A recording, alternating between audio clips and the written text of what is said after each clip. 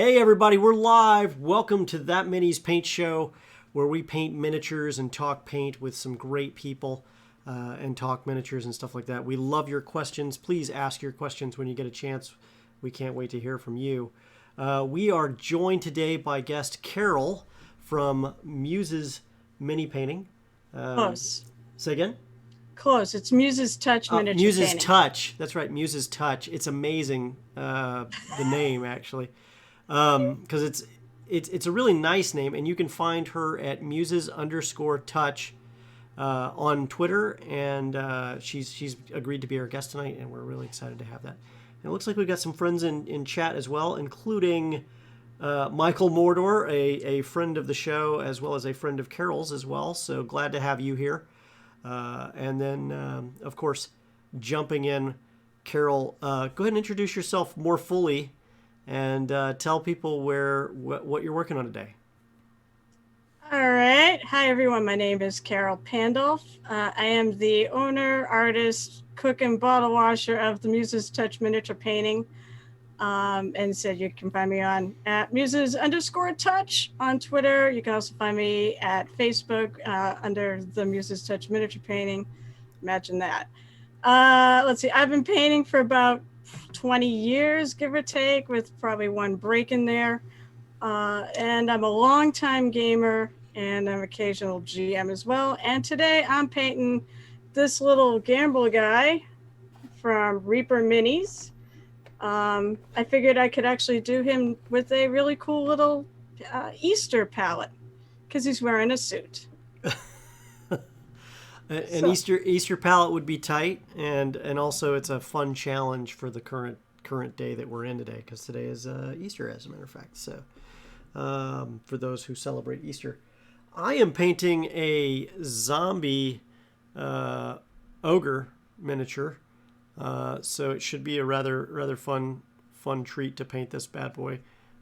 Lots of detail with, fleshy bits and ribs and all sorts of other stuff. Plus it's an ogre. Plus he's carrying, rusty, hacked off weapons. So a lot of detail on this mini when we get to it. So, alrighty. Let's begin, shall we? Absolutely. All right, so let's get some Viking music going on here, I think, in the background where other people can hear it. And in the meantime, we'll get started. So what are you going to start with? Did you prime your miniature? It's a Reaper Bones, and now we all know, if you're part of the mini painting community, that there's a big faction war, and some people like to prime their bones, and some people do not. And I'm in camp, do not prime the bones, because like the one time I did get the tacky bones. I actually knew about that and it was a stiffer material, so I didn't realize it was the same, so I tried it and it came out tacky. So I found I don't have to. I've learned how to just deal with it. I do my base coats a little thicker and I keep working it until they get covered, but they will get covered. That's definitely different than what I do. Yeah. You know what? That's the best part about mini painting, is that we all work a little differently. Absolutely. That's why we can have 9,000 streams everybody watches, because we all do different things and you pick up something different from everybody out there. Absolutely. I'm Team Primer, and as far as priming is concerned, I prime with the Army Painter paints. And I try to paint with a coat that's going to help me either paint it fast or achieve the visual effects that I'm looking for, depending on, well, both of them achieve visual effects, but sometimes you can get a base coat that, if you're doing a barbarian, hitting it with a flesh tone gets stuff done faster.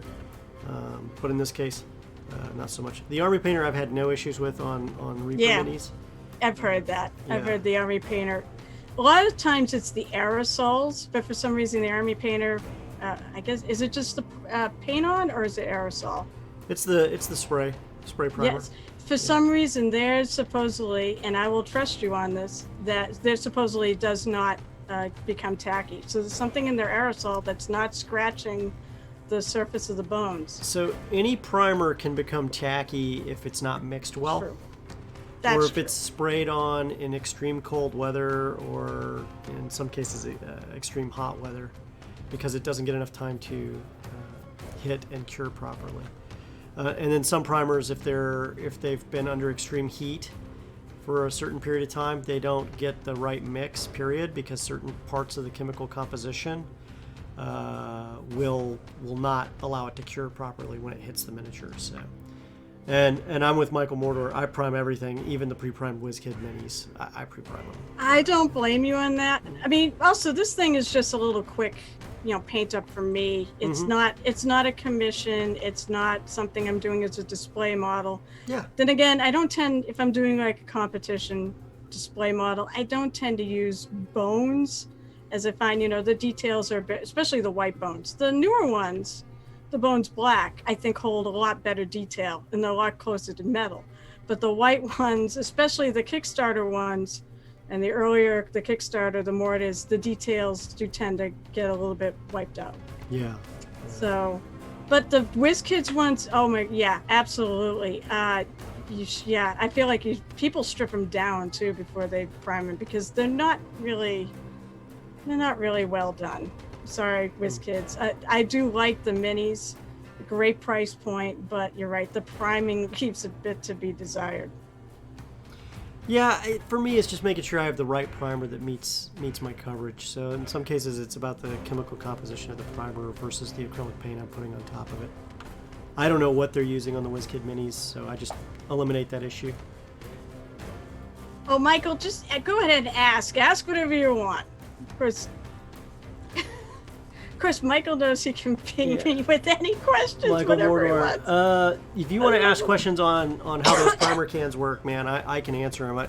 Most of the time when you get a bad can, it's been too hot. It's been kept in an area where it's not in a more temperature controlled space, so it just got too hot. And in some cases, you can actually see like a golden, like almost honey-like material coming out of the bottom of it where the seams are. Ooh. And that's another indicator that this is a bad batch of primer. You should use it with very much not something that's important to you. Because it'll remain tacky for a good long while. To get started, I am going to work on the metal bits first. And for that, I'm going to start with plate mail metal for the blades. And then I'm actually going to hit it later on with a rust. Because it's a zombie, so it doesn't take care of its weapons very well at all. So let's see here. And where I'm going to start with is I'm going to start with everybody's favorite part of the mini, the eyes, because we all hate them. Sorry, some people don't hate them, but a lot of people do. That's very impressive that you start with the eyes. Yeah, well, it's part of the technique. All right, so I was very fortunate that one of my teachers was the person who wrote the Betty Davis Eyes blog on the Reaper website, which is one of the best. To me, I've tried other things, and for me, in mini painting is a lot about finding your own path and finding your way of doing things. So if you don't like this way, don't do it. But for me, this totally works, is that you start with the eyes because basically you're going to paint over all the areas because you haven't painted them yet, so you're not touching anything up. So I start with the white on the eyes. Plus I get it done and out of the way, and I don't have to worry about it no more. Yeah. So let's see if I can see here. I set up my lamp.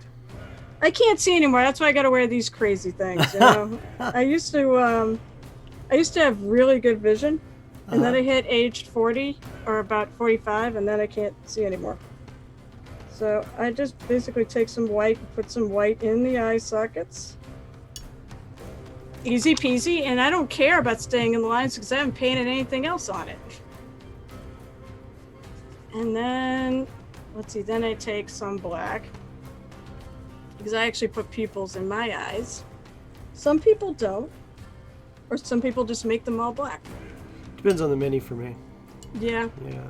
Some people just paint things with helmets on it because then you never have to see the eyes. You still got to do eye lenses though, man. True. If you're doing eye lenses and you're making them glassy, you got to put that little white edge to the top of it. All right. So then with the Betty Davis Eyes method, you basically take your pupil, and the way it's instructed is, and I amend this a little bit because every painter does things different, is you take and you draw a line going across the eye. Because once again, it's a lot easier just to draw a line through it than to try to hit an exact spot. I like to actually do kind of a spot, do a dot of paint. But whatever it said, whatever works for you. For eyes, I typically do the whole eye black, and then I dab white on both sides. I've tried that. That does work. If I have to touch things up, that's usually what happens. All right, I gotta go over here a little bit because I can't see the eyes. No worries, no worries. The eyes are like small on this.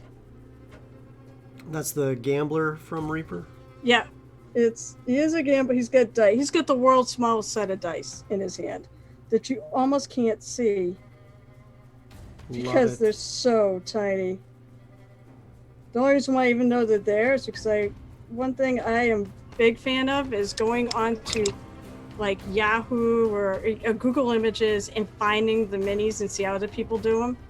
That way, I look for features that other people can figure out. Because sometimes you'll look at a mini and like, what the hell is that thing? Yeah. And then I'll go online, I'll find the mini painted up, like, oh yeah, that's exactly what this thing. So I didn't even know there were dice in his hand until I looked at the pictures last night.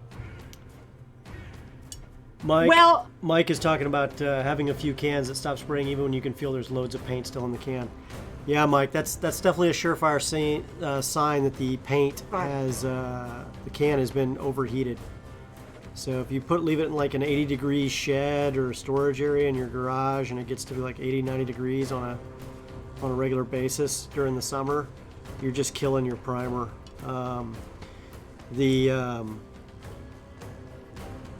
The aerosol within will escape out the seams at that point once it gets too hot. And then you get that effect. And then also with that aerosol being gone, your primer doesn't, even when it does come out with the aerosol that's left in there, it's not going to coat right. And he also said he's making us want to him to go back to his workshop and start painting. Well, you go ahead as long as you bring us with you. Yeah, it doesn't surprise me at all, Mike. I know you got a computer in there, obviously, because that's where you stream from. That's true. Living in Scotland, it's not that hot there normally. So then, let's see if I can do this. So then the thing I do after I put the dots in, this is not going to be the best work, but is I take like a darker brown, or it depends on the skin tone. You take a darker color of that skin tone, and you put a line around the eye. Mm-hmm. So this is optional, but you're sort of giving him eyeliner. This really sucks because I can't see it that well. You also can help. Honestly, with these things, half the time the eyes, they're a lot better than they used to be. But I used to find the eyes were uneven half the time. So, oftentimes I'd be repainting them to line up correctly. So basically, I just put a line around it. And once I have to worry about the inside of the eye and not covering it too much, but I don't have to worry about the outside of the eye, and I can spread it wherever I want.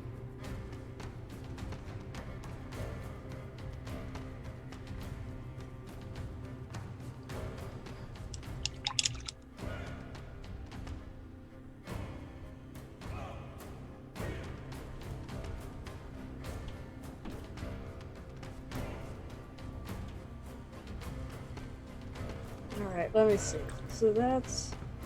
Alright. Let that dry. So while that plate mail metal is drying, I'm going to use weapon bronze on the hilt. So weapon bronze. So what do you typically start with then? Just out of curiosity. I start with if I'm doing metals. If there's enough metals to, if it's like a little buckle, I might not do the buckle right away. But if there's metals on the model, I do metals, and then I do metals or dry brushing first because that's messy. Yeah. And then I can cover everything else up when I go in to do the base colors or block everything in. So. Yeah, that makes sense. I said I usually work from the inside out. So, but you're right. Dry brushing's kind of the the exception because it's too easy to go over the lines and everything, and you have to touch it up. Yeah. But a lot of times I start with the lower stuff in because it's also very easy to catch those higher sides with your brushes as you're going in. But, Yeah. I mean, touching up is not the end of the world. In fact, someone said that the difference between a good painter and a great painter is just how many times they touch up and play with the mini. Yeah. I mean, And every it's- painter I know touches up. Yeah, you something. have to. There's always minor this, that's, and the others that you're going to touch up. And once the model's painted, you can never really... Well, if you're doing it right, you can't really tell.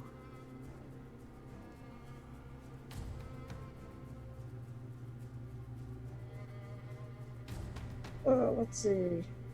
So now I'm putting my flesh tone down, my base flesh tone. And I said I'm a big fan of Reaper's paints and their triads for their skins colors. So so I'm putting down like the shadow color. The shade color? Yeah, well, it's the basically I use like the flesh toned triad. Mm-hmm.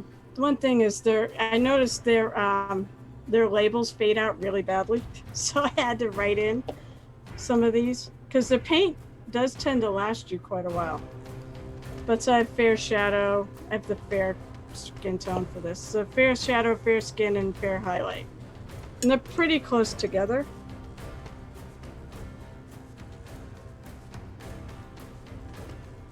Yeah, I do triads with a lot of things. I basically have a highlight color, a shade color, and a mid-tone.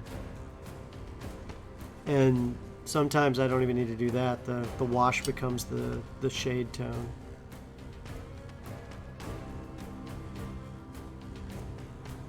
Oh yeah. Yeah, I've done that. In fact, on the mini I did last night, which is this beastie. Mm-hmm. So basically, I mentioned I'm trying to do a mini a day. Thanks, Michael Mortar. This is all your fault. So basically, it's this guy. Let's see, focus in it, damn it, camera. There you go. It's this guy. Yeah. So there's some highlighting on the green, but mostly it's green with our favorite Agronix. Is it Agronix? Earthshade? Agronix. Yeah.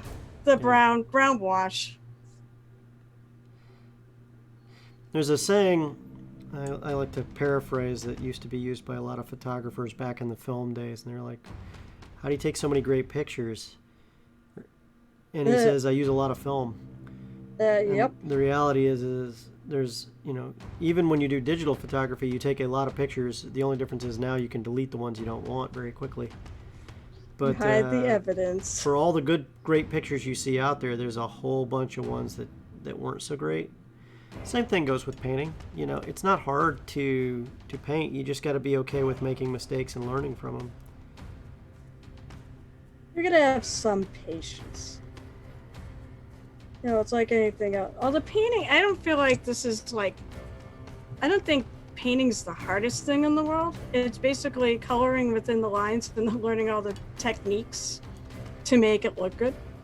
Yeah. And as I thought about it, it's actually, in some ways, it's more scientific than art. But I think any good artist will tell you, regardless if it's a 2D medium or a 3D medium, that knowing the science gives them an edge. True. Because pigment is pigment.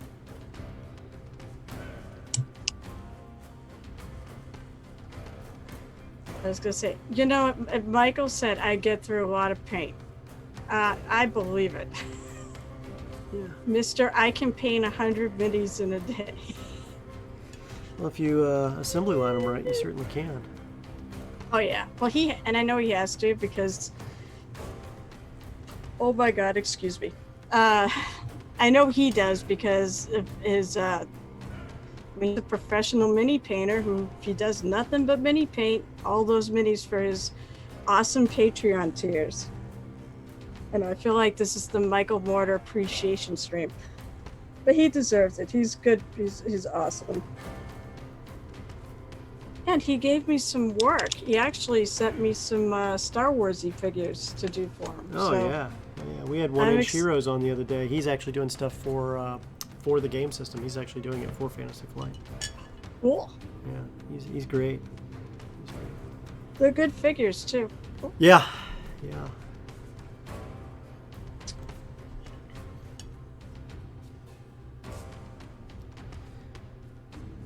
So probably not my greatest eyes, but they're not terrible. So basically, this is sort of the result I get with my eyes. I can get. I'm on camera, zoom in. To be honest, we see black dots. Yeah, it didn't. Yeah, you can't. I can see. Like I can see it. Yeah. There are black dots. There are whites around it. That's unfortunate. There are whites. I mean, I'm gonna get pictures of this and we'll post it around so people can see the results and what it really looks like. I might need to actually go back and touch up, put a little bit of white on one of them. Absolutely. Sometimes I do end up doing that technique because sometimes it still takes a bit of practice and you can still miss. I see Anna's in chat. Anna, hey, good to see you. Amber Anna's in chat. She is in one of our actual play shows on stream, and she also has actually been a guest painter once, learning how to paint. Ooh. Back in the early days of this show, when we were just getting started and trying to figure out what's our format, what are we doing? So she's a new painter. Very new, and she did all right. She was doing I think an Elf Ranger. We still have it here somewhere on the shelf, awaiting for the days when we can, like the before times when we could actually get together in person. Is it, hey Amber, if you want to answer, are you still painting? Because I love enablers, by the way. I think I want everybody who wants to paint to do this hobby. And definitely, I'd love to see other ladies doing it too. Let's face it, we still are in the minority. I'm trying to help that. But then again, I want everybody to do it, so sadly not everybody wants to do it. I have promised I was going to try not to lick my brush too many times today. Hey.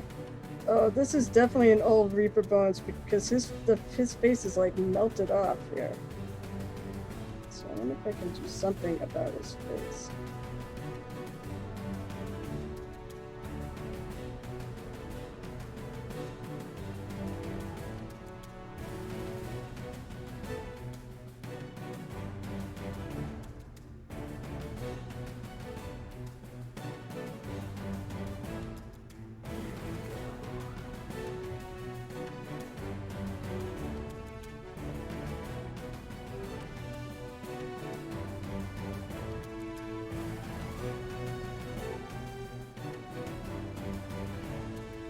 There'll be quite a bit of necrotic flesh all over this guy here shortly, I think.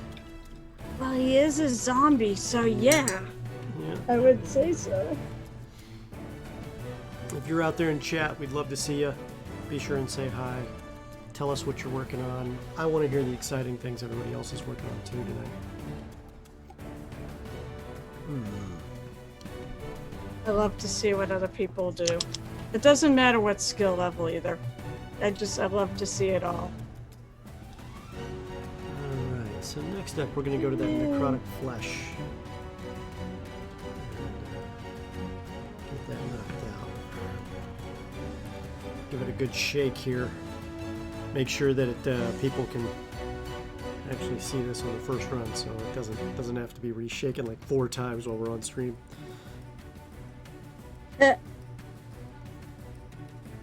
Are you mostly small models, or do you do big models too?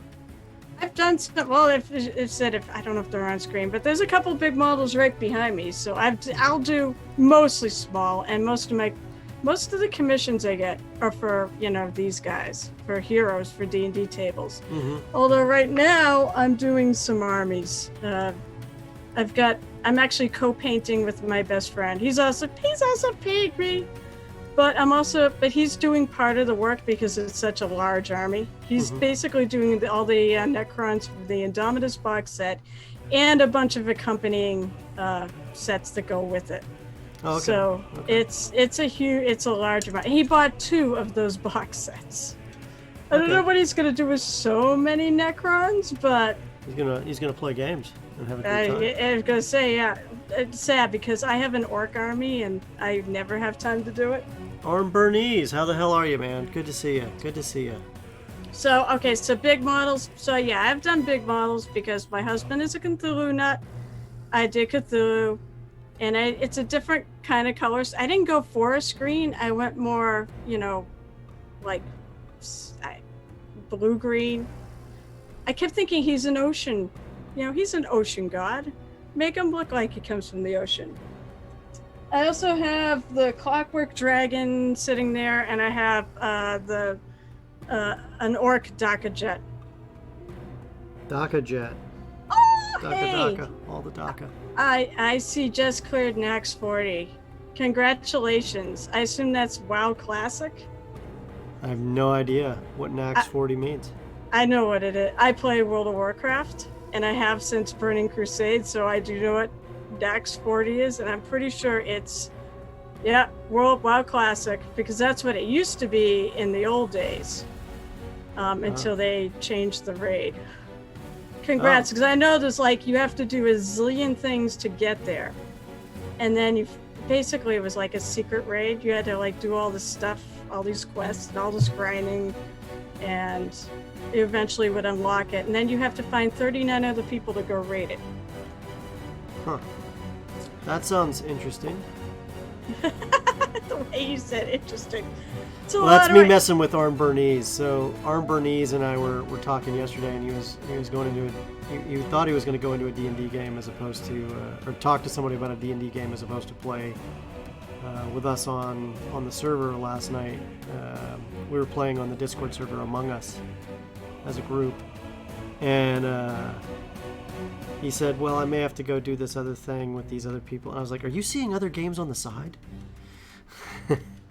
Yeah, well, a lot of us D&Ders, I think, really like World of Warcraft because it's high fantasy. It's people that made it love D&D too. So, there's definitely, I think there's definitely a reason why those of us who like D&D also like WoW.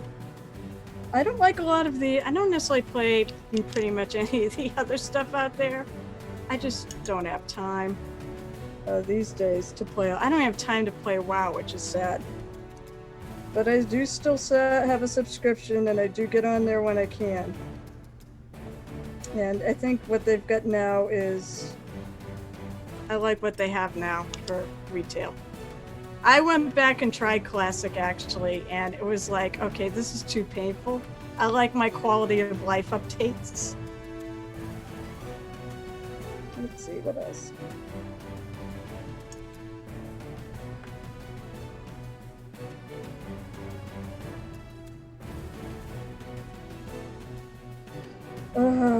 Reaper, really, yeah. Old Bones said the original Bones, the faces leave a lot to be desired.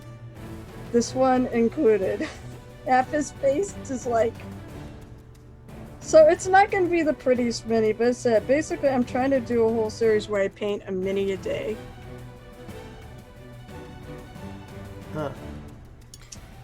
The secret for me for when I get rough faces is how do I pull those details out? And sometimes I'll go back and if it's a really rough sculpt or a really rough thing that popped out of a mold, I'll go back and sculpt a little bit if I have to. See, for something, I said, if I was doing it for a commission or try to do a display piece or whatever, yeah, I will go in and try to fix things up. Although it says as a rule, I don't tend to use Bones for really, well, actually I don't have a choice when it's a commission. People give me the minis. Yeah, they tell you what they want. Yeah, and that's fine. I found I really like painting for other people. And I think one of the best things is that, as much as sometimes it is tough to send that mini to its home, and I kind of want to keep it. Are you like the person who goes and fosters a puppy, and then when it's time to send the puppy back, you're like, I can't. I'm going to adopt the dog. I don't know yet. I've never done that. I can't. So basically, we all work here, so having a dog just isn't feasible, but probably I probably would, but I've been okay letting the minis go to their homes. I really have been. I never thought I would be when I started this, and I'm like, no, I actually do really like painting for other people. They appreciate it, and it's nice to know my work is out in the world and not just sitting here on my shelves where the only people that enjoy it are me. Well, it used to be my friends, but COVID came around and we don't have any freaking games at my house. It's all online. Yeah. Hopefully June, In some ways, though, I gotta say it's been nice meeting people from all over the world. That's how we met. I like that. Oh no, I like doing this too.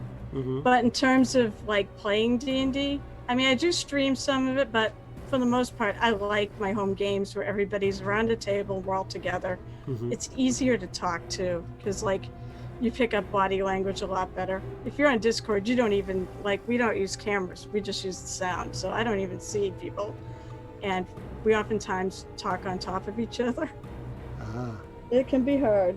It's challenging. But we all can't wait to actually get back together. And we think maybe May or June, the way people have been vaccinated in our group, I am one shot away. April 17th, I get my second shot. So I'm excited. My husband's all done. Did you say what? I said that's awesome. Oh yeah. What'd you think I said? I thought you said what? It got cut off. Yeah. That's weird. But because, I'm lucky. I'm in the medical supply chain. I'm a graphic designer who works for a company that makes medical components, among other things, or prints them. So medical chain supply workers got on the priority list. Although the next group of people is going to be everybody. So I'm not really that much ahead of everybody. But I got on there. So my husband's done. He works for the Passport Center. So he got done through them. The only one of the three of us that live here. The other guy, he hasn't got done yet because he's not on any priority list, unfortunately. But soon. But little by little, everybody in my group is getting done. So soon we'll actually get together. What is that, Jeannie? I've kept every dog I've ever said I just keep until I find a home for them. Yeah, you see? That's so okay. It's okay. It means you have a big heart. Jania GW9. All right.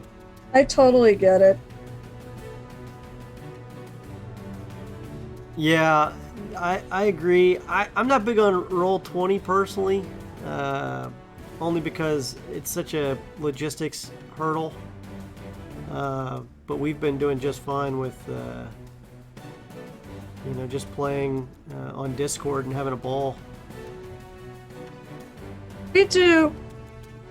I would say, actually, I've been pretty happy with Roll20. That's what we use. All right, hi, Jen. That's what we use is Roll20 for all our games. I know there's Foundry too. Foundry, but nobody knows uses I'm really taking a hard look at Shard Tabletop. I've really kind of enjoyed taking a look at that, and I know it's only just really come off of its Kickstarter, but it's already going in the right direction. I can't wait to see more with that. If you haven't taken a look at it, go check a look at Shard Tabletop when you get a chance. I don't think you'll be sorry. Very fast to get set up. That's cool. I said we're at the end of the pandemic, so hopefully. Yeah, so we use Discord with Roll20, and yeah, the Roll20. Well, it's funny because I heard that the Roll20, not the video, but I heard the sound was bad too. But we have one group where Discord just didn't work for one of the players, so we ended up just really low-end computer. I don't know. I mean, the guy is a computer guy, so I don't have a clue what happened there. But as a result, we ended up just doing the sound through Roll. We don't do video, but we do the sound through Roll20, and that actually it's worked fine ever since. Yeah, that's so maybe they improved it. It's possible they improved the sound. I don't know, but every other game I've got my own little Discord server that basically run our games off of for our group. Jenny GW9, good to see you. Glad to have you here with us today. What are you working on these days? What's exciting for you? How the hell are you, by the way?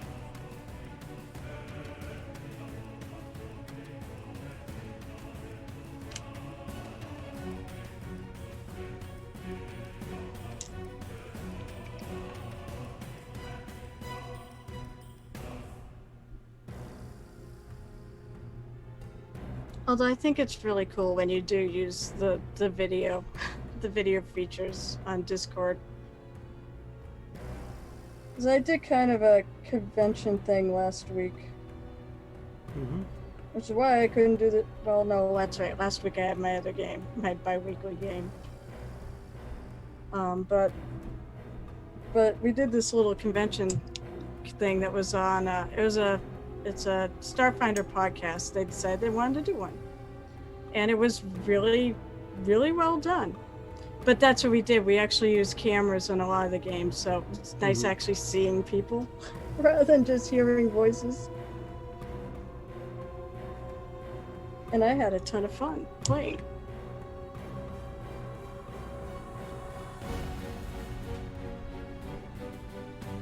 So how many games do you play a week? Me personally? Yeah. 2, if everything's going well. And that's 1 on stream and 1 off stream. So you're like have a normal work. You're not like me, which like, I don't know. I think I'm addicted to gaming now. Well, you have to understand, I'm also producing like 4 or 5 other. Well, actually, as of right now, it's about 8 shows. We have 5 that are on normally, and then we have like 2 or 3 more that are in pre-production right now. So, in addition to being on one of those productions, I'm the guy behind every single other production. So I'm pretty busy making games happen. So I'm like, you know, the DM makes a game happen, but I'm the guy allowing the, you know, the games, you know, multiple DMs to happen in various shows. So, generally speaking, it's quite a busy time for me, and that's when I'm not actively trying to get, you know, contracting and other things done that I do during the day. So I play 7. Jen is like, I play 7 on voice, and that's okay. You win. You totally win. I was gonna say play by post. Oh my goodness. Oh my god. Well, it's also the 7 on voice chat. That I mean, the play-by-post is like, okay, play-by-post is one thing, but 7 on, that means 7 live game, that's 1 a day. Well, I'm betting one of those days is like 2 on a weekend or something. It could be. Tell us, is that 1 a day, or is that... I haven't quite got it that bad. I also have a lot of, it could be bi-weekly too, because a few of my games are bi-weekly games.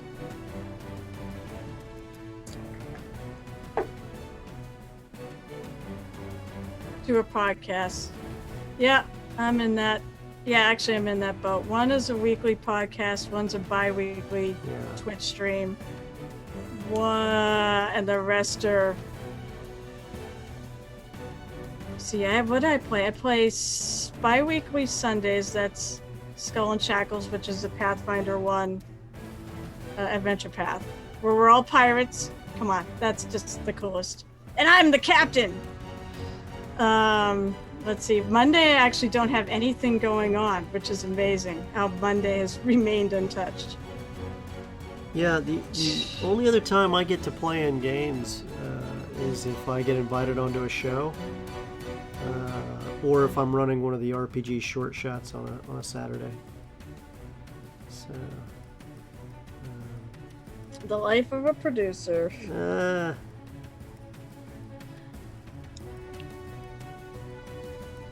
Oh snap, that shouldn't have happened. We just started, let's see, so what did I say? So Monday's like the one day they don't have anything going. Tuesday is like a discussion podcast. Wednesday is the Starfinder. I do a Starfinder podcast. Oh God, that game is so much fun. Thursday, bi-weekly Thursdays is the Twitch stream, which is also bi-weekly. Fridays we do Dawn of Flame, which is a Starfinder AP. That's a home game that my best buddy runs. And Saturdays, we just started last night, Rime of the Frost Maiden. And they'll do one-shots on that Twitch stream every other week. I've been so excited to play Rime of the Frost Maiden. It looked like such a good game. Thursday through Monday. See? Thursday through Monday. That is awesome. Yeah. That's not bad.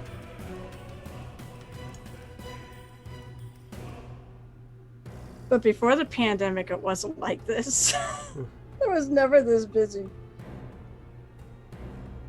Well, that's the other thing that all this has created for us, is all this opportunity to, discover,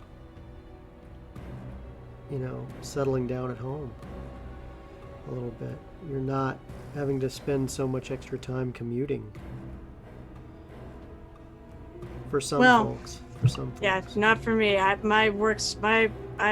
been going to work every day since this, or pretty much. I may have taken a few days off here and there. But basically, yeah, I've been my work schedule hasn't changed at all, but we can't do remote work for what I do. I technically could if I was just designing stuff. Mm-hmm. But it's a lot easier to actually go in. I can't check my films or anything because I'm a graphic designer, and I make stuff that's silk screened, and I have to put stuff out on film, and I can't look at my films if I'm at home. So it's just a lot easier. Yeah. So I've been that part of my life never changed. And in some ways I'm kind of happy about that. Yeah, that it never did. There's a lot of people who need work. Well, heck, they should come work for us because we're freaking crying for people who need work. Oh, yeah? You heard it here, folks. Job openings.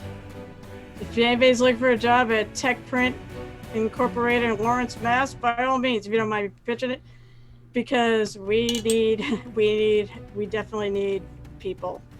That's right. You're in Massachusetts. I'm a masshole.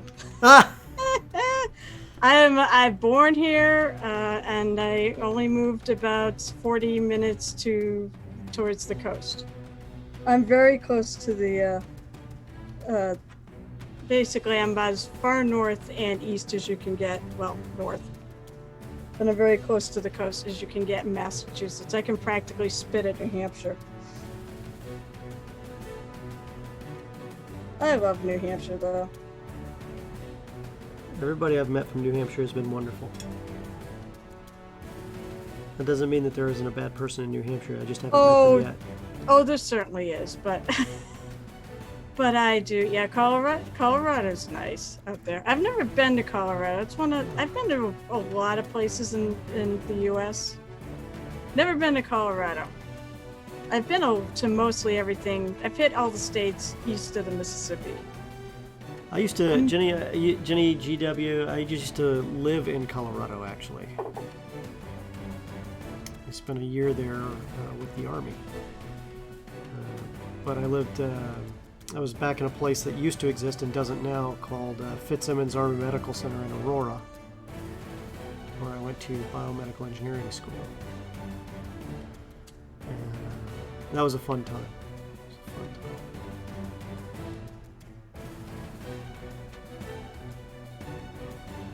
Got to spend a lot of time climbing mountains on the weekends and doing other fun stuff too. I say New Hampshire is good for that. Yeah. You get the White Mountains there, so it's great for hiking and such. And they're not that far away from Massachusetts. It's only maybe a couple hours drive from here. Yeah.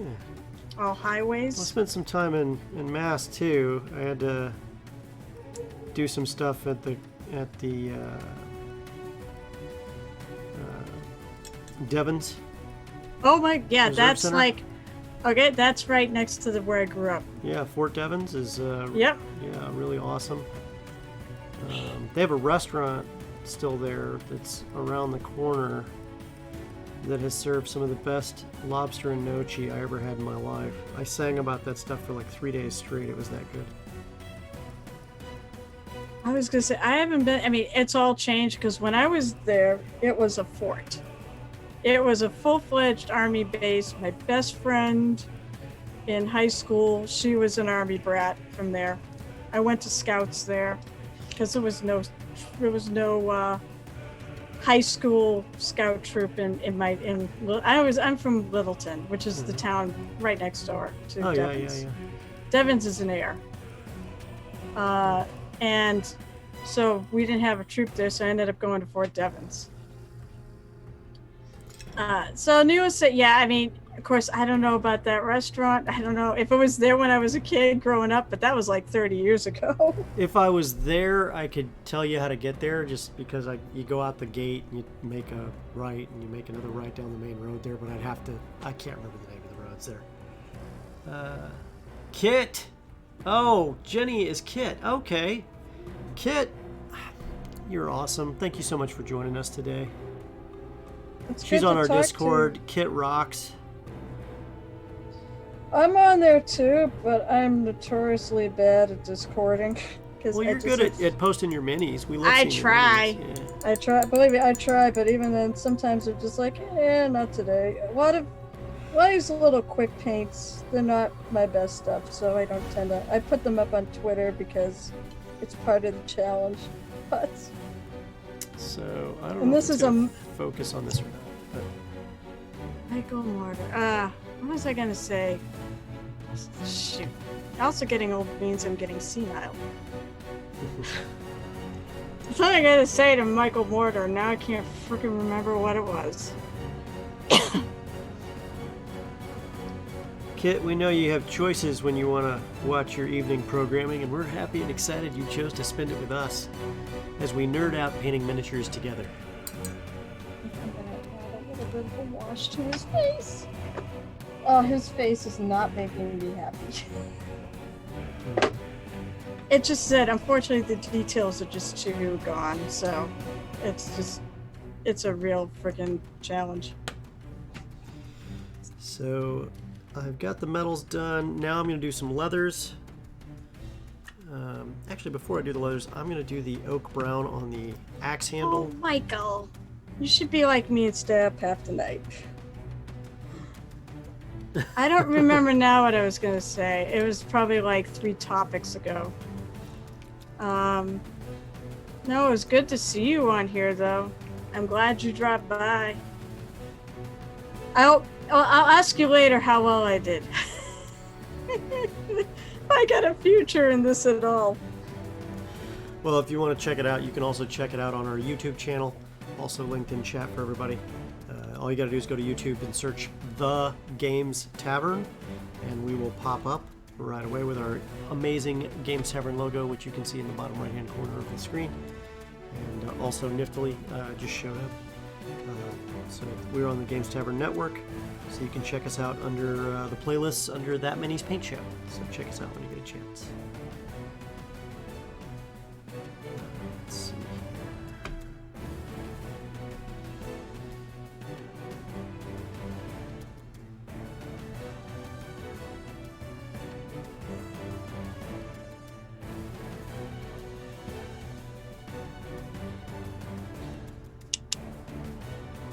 Well, Mr. Mortar, or aka the Goblin King, it was good to see you. Sort of see you, because I'm not actually seeing you. Damn it. As I said, I hate getting old. Because this is the things that happen when you get old.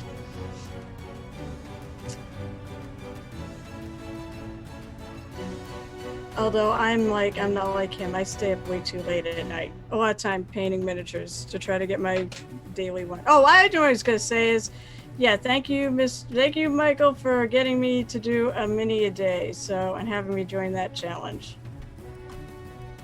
So I totally blame you for my fact I don't go to bed at a reasonable hour.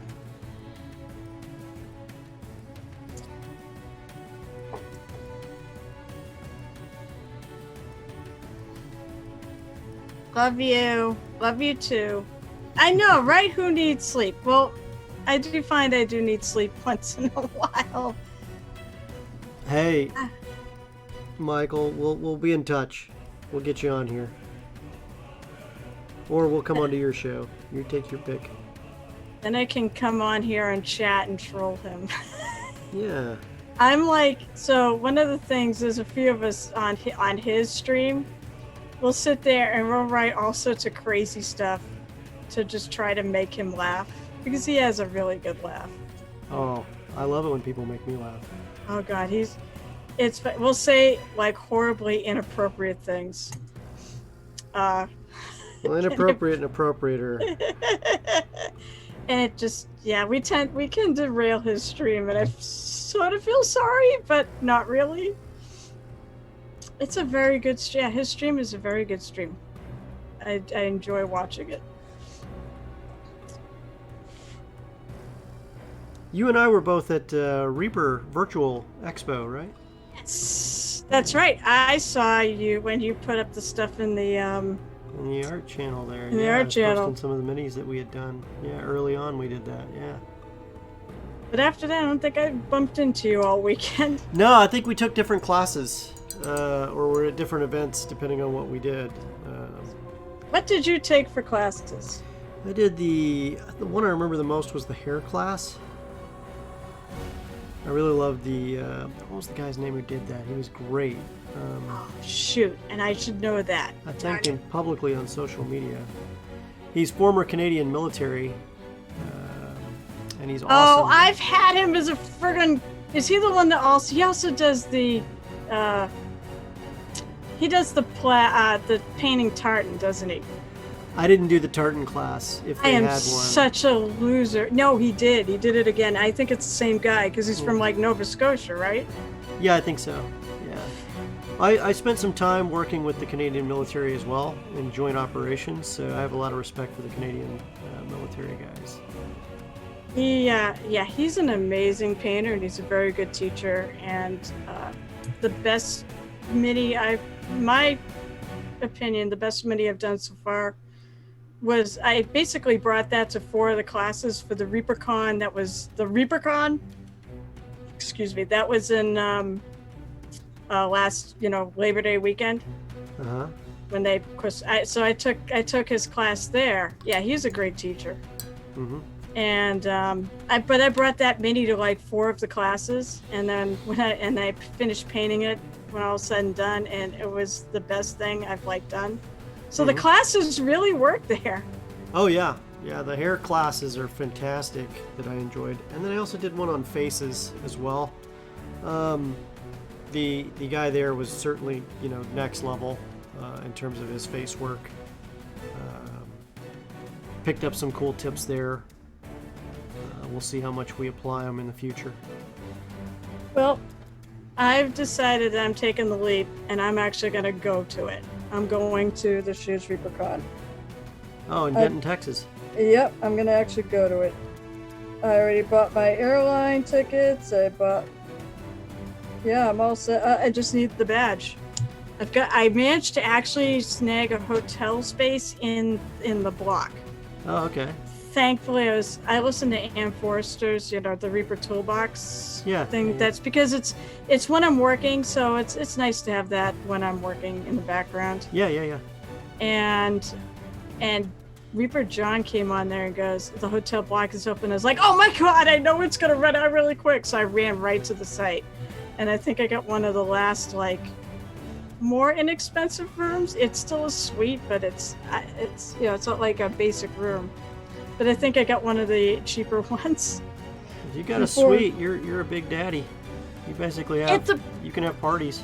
I thought, the funny thing is, I thought the price of it per night was pretty good. It wasn't a bad price at all for the per night. Is that the one in the convention area? Yeah. Yeah. So that means if they're doing it, I don't know. This year's obviously kind of weird because everything is weird. But basically, they in the past, they've always, if you snagged a hotel space in the actual hotel, they give away minis. So I don't even know if they're doing this year. They haven't heard anything? Pretty sure they're going to give away minis. They always do. But they also cut their convention prices a lot this year. Yeah. Because they're to a 4-day pass is the regular pass is $25. The granted, if you get classes, you have to pay for the classes. Like I want to say $20 a pop. Yeah. And then, but they have a VIP level, which I'm gonna go in for because I know that the VIP level is pretty good with what you get, or at least it used to be. There's a lot of swag. And that's like $50. So, well, the cool thing is they actually they're gonna give you a $25 gift card to their store. So if you buy like a $25 badge, granted it doesn't cost them $25 for worth of merch. You know, we all know that their expenses are less. But still, that's not a bad deal. To basically get $25 worth of merch for your $25 convention badge, and then all the other stuff at the convention. So, but I'm really part of the cost of admission, and frankly, it's returning that cost to you. You know, you're getting it back in terms of merch. I can't. Yeah. So I'm excited. I'm very excited to go.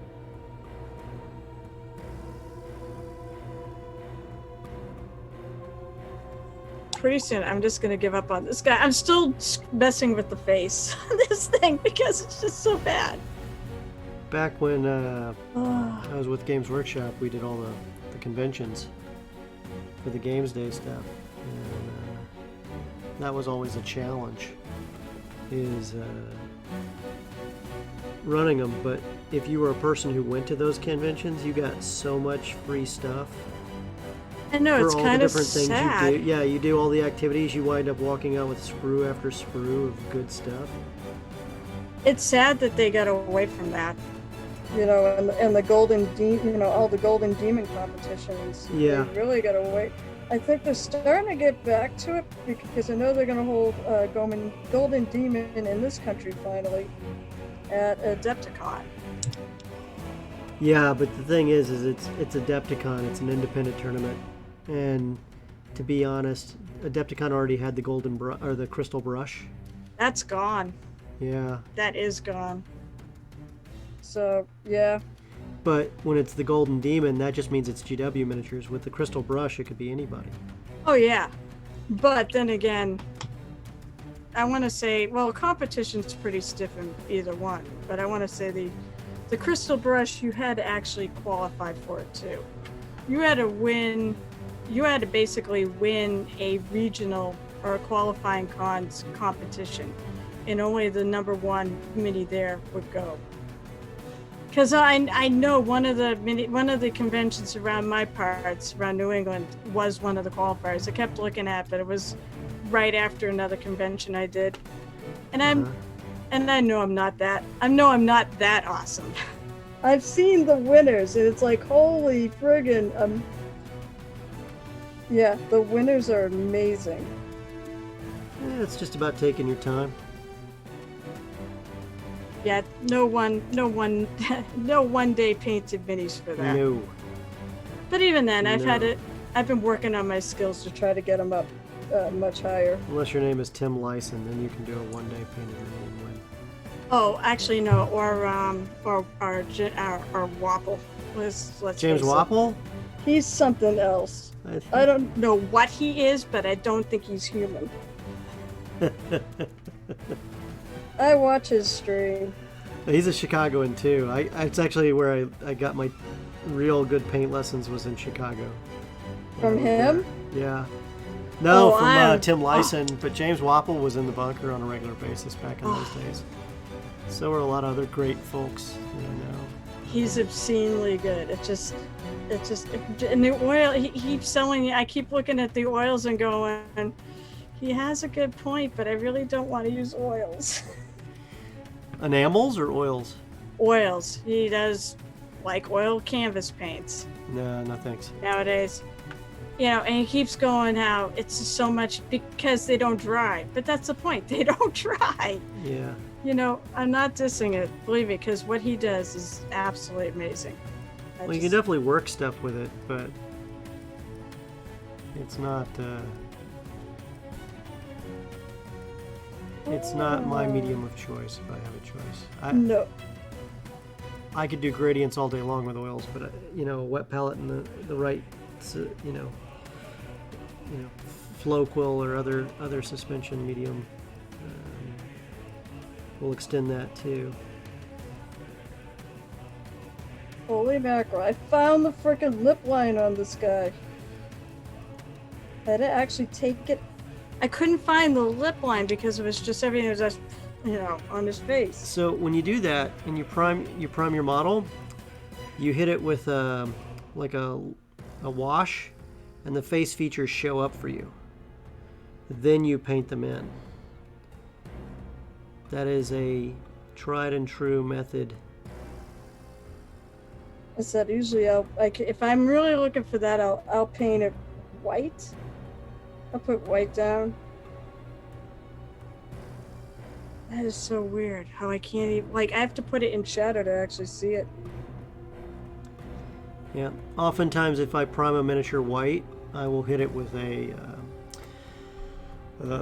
soft tone wash just to see all the details, or a black wash, or a strong tone wash, depending on what it is, to get it to show.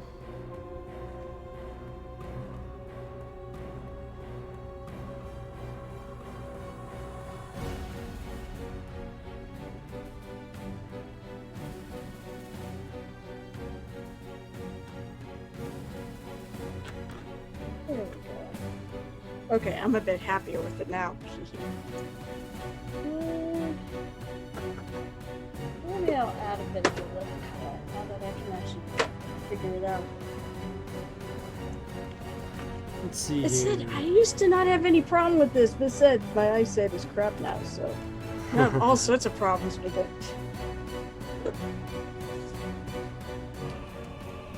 These do help a lot. And actually, in some ways, I wish I sort of used them because they really do make that's the other thing, they make eyes a lot easier because you can see them just so much better. I just want to put googly eyes on everything and just call it good. oh my god. Well, unfortunately, there are mini googly eyes. I wonder if that'd work. Oh, That it would looked be- just as ridiculous as when you do it on a 2D model. Oh no, I'm not saying that. I'm just saying whether or not they're too Big, they'd be too big to actually fit on a model. Hold my beer. oh my god. April Fool's Day was this. Oh God, I picked up what you did on your Twitter. What did we do on our Twitter? What did we do?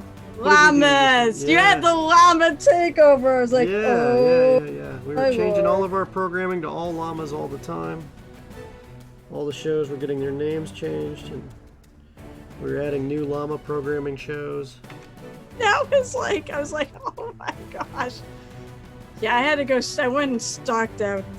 I stocked it out.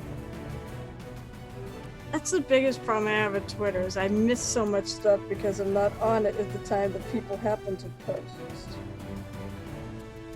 So I found it all today.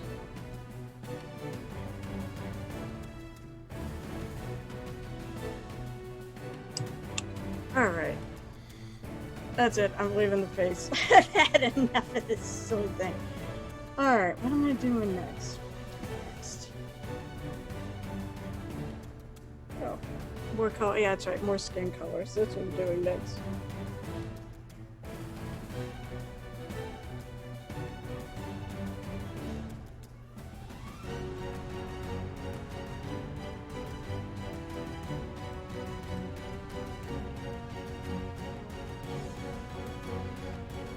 Go. And the brown came out right.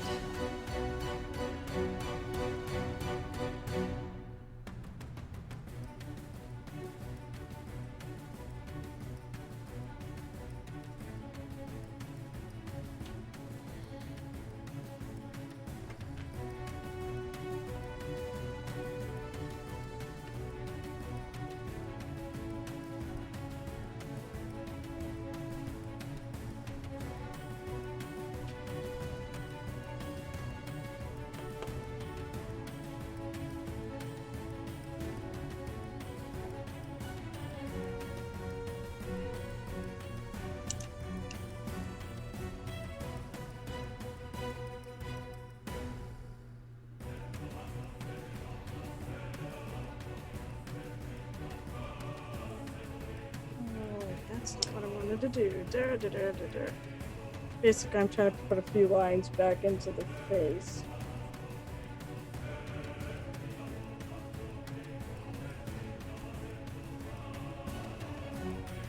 I said I was going to stop playing with the face, but I'm still playing with the face.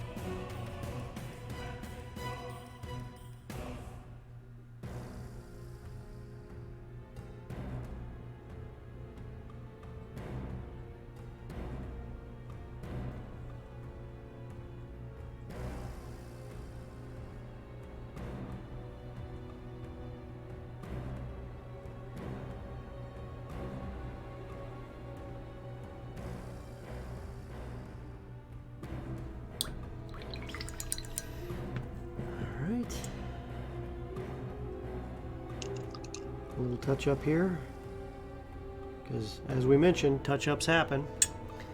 Touch-ups are part of what we do here, guys. Touch-ups are a normal thing. Yeah, never be afraid. Don't be afraid when you paint, because At least touch-ups are also more or less relatively easy to do. Most colors cover. We know there's some that don't. in that case, you just throw some white down underneath them. Touch up with white first, and then just go over it with the color. Orange comes to mind. Yellow comes to mind. I'm looking at you.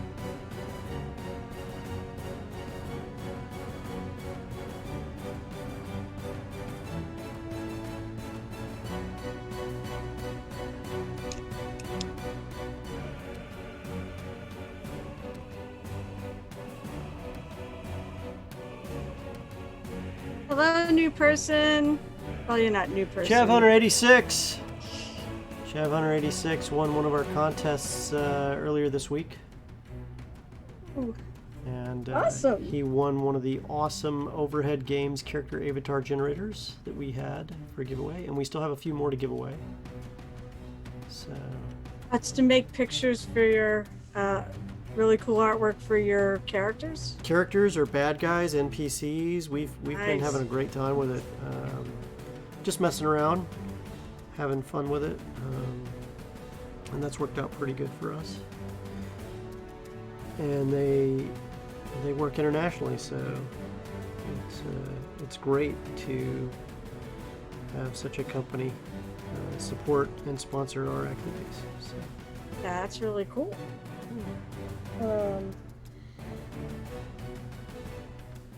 It might be a better alternative than just using Hero Forge to make all your tokens for Roll20. Well, Hero Forge can sue you for it. The guys over at Overhead Games will not, as long as you give proper attribution to their work. So they're really cool about that.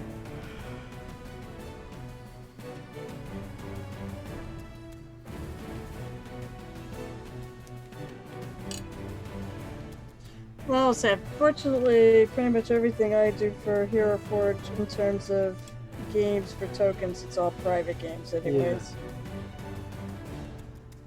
So it's not a huge deal. But I get that. Yeah. We're all about what's allowed to be used on screen. Mm-hmm. So.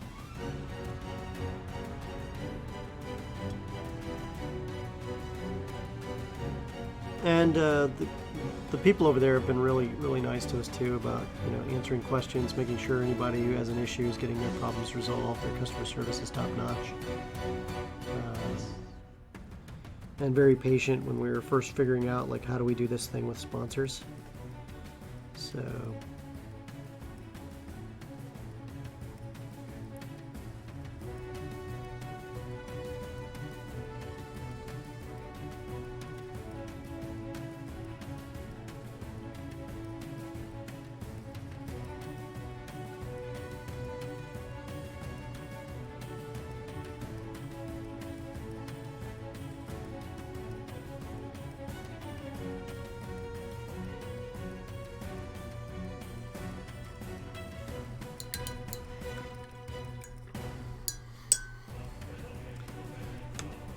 Okay, so now what I'm going to do is I am going to hit the model with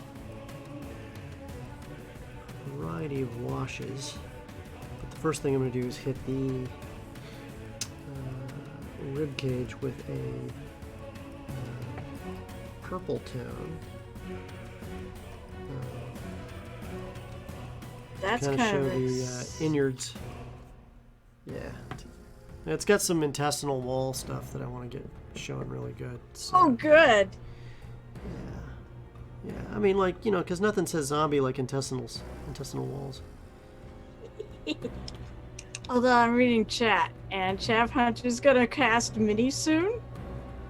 What kind of minis? That's what I know. Is what Prince kind of August, they do miniature molds. Okay. But what I wonder, what are they, fantasy, or I imagine Prince August might be fantasy. Yeah. Chav Hunter, I'm going to tell you, do not do it from lead. Don't do it. Don't do lead at all. Do 10 and do lead-free 10. It is not worth it to do lead. Does anybody make lead anymore? Yeah. Oh, yeah, you can get Are lead. there really still people who make lead? Not for commercial resale. The liability is too high as far as I know, but... Yeah, I mean, you don't want to have lead in a house with kids, especially. Yeah, but it's just so much extra work.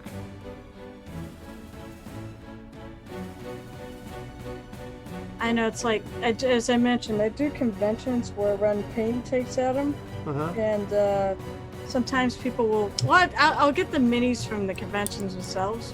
But one of them, people will actually donate their old minis. There's nothing like getting a whole bunch of flipping lead minis to hand out to people.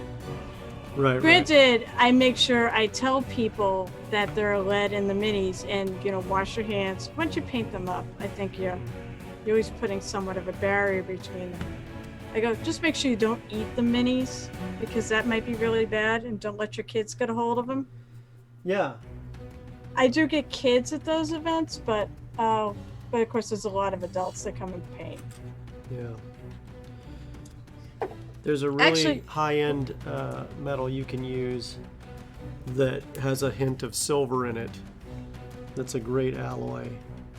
And I recommend that because there's some, without getting into the science of it, you have a little less pitting when you do that. I don't know. Why don't people make miniatures from aluminum and steel? Well, aluminum takes a Temperature? ridiculous amount of heat, and so does steel, and the molds have to be ridiculously expensive as well. I was going to say the temperature, the You're not melting gonna- point probably. Yeah, viscosity, the melting point, and then just steel requires a whole lot more industrial processes. Most of the time, steel isn't poured into a mold; it's forged and then CNC lathed into shape.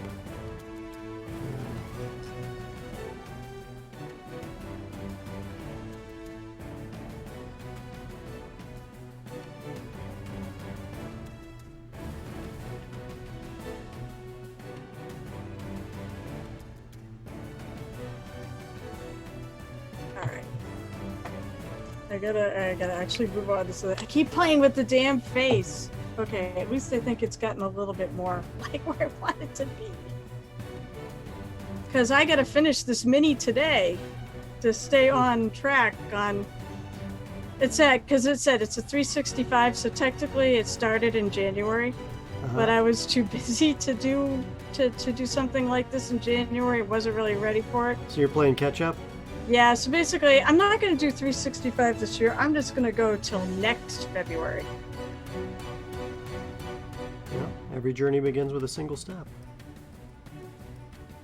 Hey, more power to anybody who can actually do. But aluminum, I don't think is quite as bad as steel. Aluminum's even harder.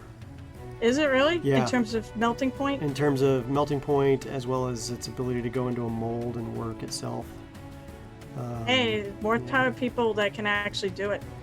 So, because you can't really melt that. It's not something that's got a low melting point at the same rate. It's ridiculously expensive by comparison to like tin and so on. So it's just not usually considered a choice metal for miniatures. I mean, there's got to be because if it was, then everybody would use it. So It falls under There's got to be a reason why. Well, the cost is mostly the Yeah. reason. It's about cost. Cost of production, cost of delivery, so on and so on. I mean, the reason Games Workshop switched to plastic had less to do with detail and more to do with shipping costs. It costs way more to ship a metal mini than it does to ship a plastic one. So my biggest thing with metal minis is I like the plastic, especially for the big minis. Mm-hmm. I'm a friggin' weakling, and I'm like trying to picture. I have Mal Drakkar, aka Tiamat, which I painted, Mm-hmm. and I can't even like imagine how much that would weigh if that was all metal. I don't think I could pick it up. Even if it was hollow. I don't think I could pick it up.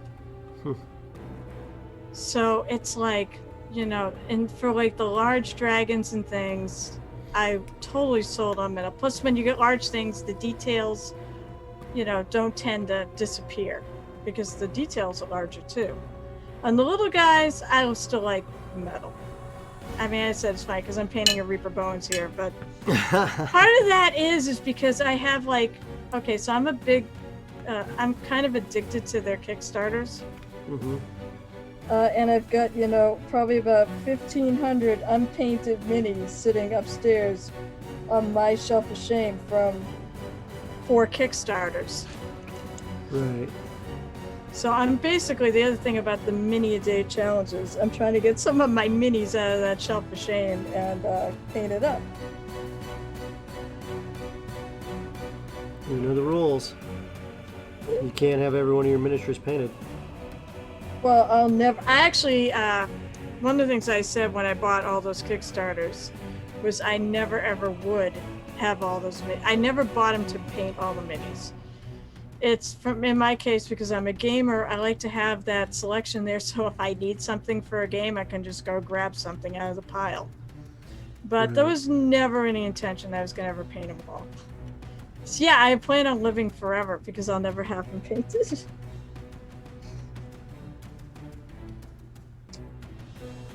So, and now what? Their latest shipment is going to probably be a month delayed from when they originally said They fulfill, but that's hardly their fault. Like usual, it's never their fault. No, the port in LA is backed up horribly. That's what it is. So there's a container shortage. Yep. The container shortage is because of all the PPE stuff for medical. I also think they mentioned too, it was the turnaround because basically all the ships are offshore, can't unload. Yep. And so all the containers are on the ships. The ships are literally unloading containers and loading back empty containers and going back with empty containers. Not even containers that are filled to go the other direction. They're just taking empty containers back because they need to get them back so quick. It's just a mess. And I remember, I think the last Kickstarter, they had similar issues. There was, I don't remember, it was a strike or something, but I remember there was also issues with the shipping. Mm-hmm.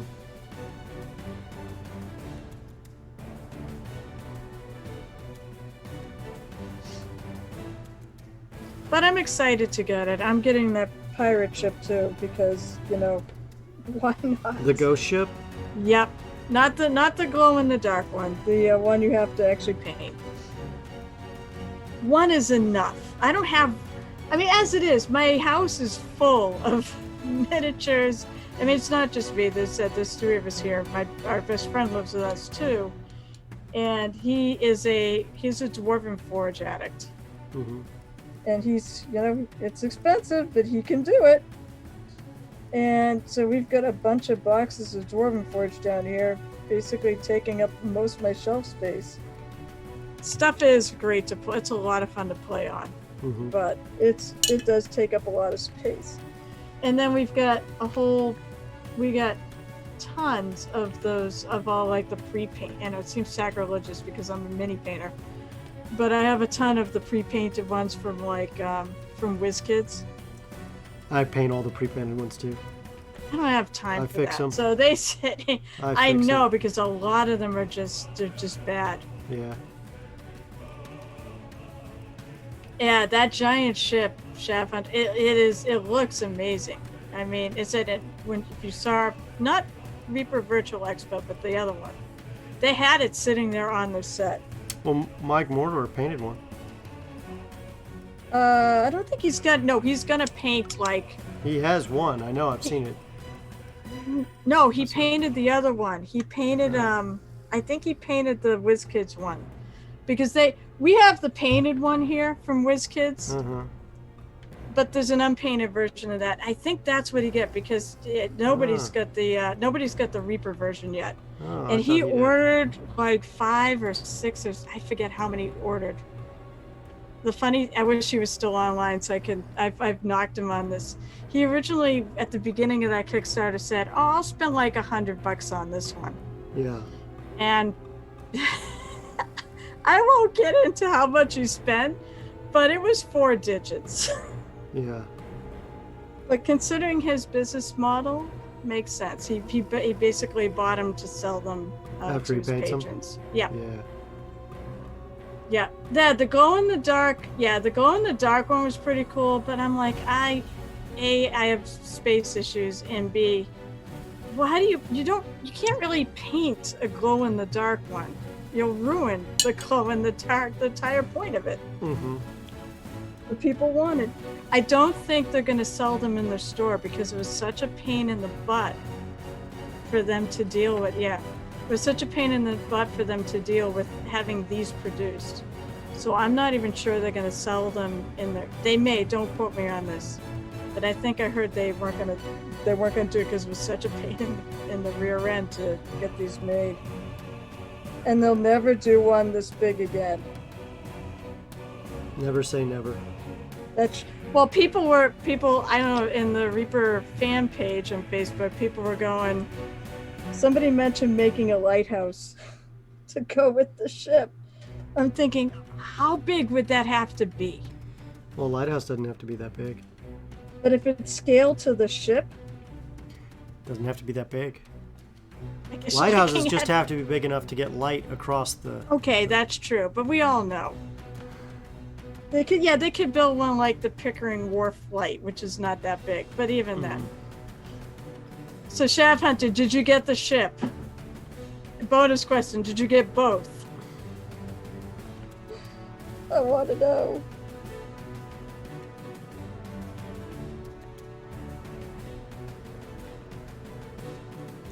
Okay, let's see. Well, you can always go to your pledge meetings. I don't remember if I backed for the ship. How can you forget that? That's like the thing I'm looking forward to the most. Yeah, I don't know that I'd forget if I backed that ship or not. I wouldn't forget that, no. I could have really used that ship during one of the streams. We had Thing is amazing. Whole big ship scene for a while. I got another big one potentially that I want to do in another stream maybe. Well, what did I say? What game am I playing? I'm playing Skull and Shackles, which is all on a pirate ship. Or a lot of it is. So I do plan we hopefully will get some really good battles once we can start meeting in person again. And that ship arrives. So I don't know if you guys can see this, but the Ogre is coming along nicely. Got just a little bit more to go. And then she will be ready for prime time here. You're almost done. Yeah, I work pretty effectively, but I've been doing this for 20 some odd years. When it comes to speed painting a mini, I got some mad skills. I've been painting about that long, and I just don't paint that quickly. But speaking of which, now is a good time for us to take a quick 5-10 minute break for our sponsors, as well as to refill our drinks. So you guys go refill your drinks, and we'll be right back. Hey, it's Reid from the Tavern Happy Hour. Take a look at some of these cool faces that you're going to see, because there's some of the people who've already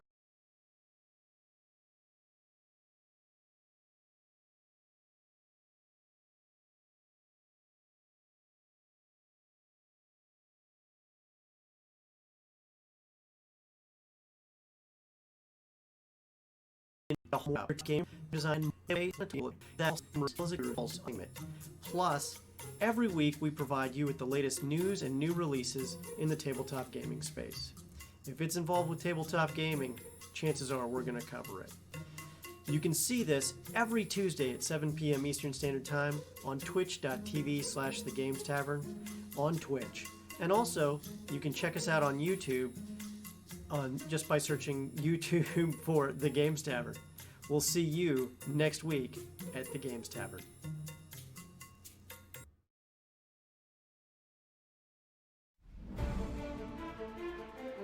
Have you ever needed quality images of characters for your games or stories, but couldn't find the time or assets to create them? Epic Character Generator comes to your rescue with lots of features. After launching the program, you can select a base character to start working on. Just pick a wardrobe and begin customizing it.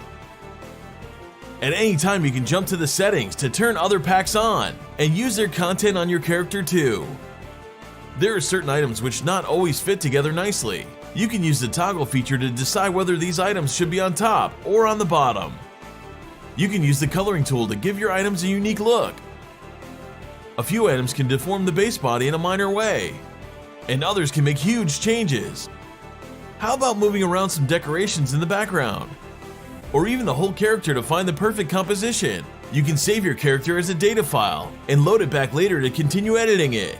You can export your character as a PNG image with a background selected from the program, or choose a transparent one. You can use it later in any environment.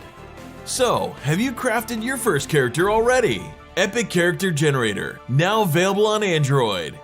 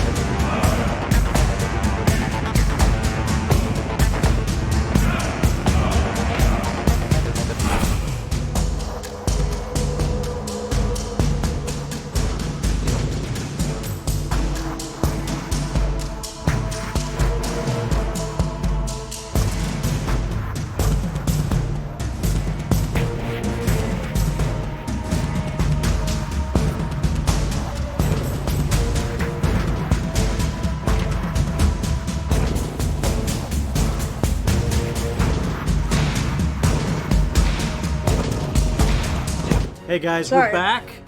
Thank you for hanging out just long enough for us to refresh our beverages and kind of get ourselves situated. Hopefully you guys did too, and thank you so much. I think we had a question go out in chat. What's your favorite miniature brand, everyone? Falstaff65, Falstaff, a good personal friend of mine, says he likes the stuff from Titan Forge. Shav186 says miniatures from Hero Forge, made from copper. That's awesome. Awesome stuff.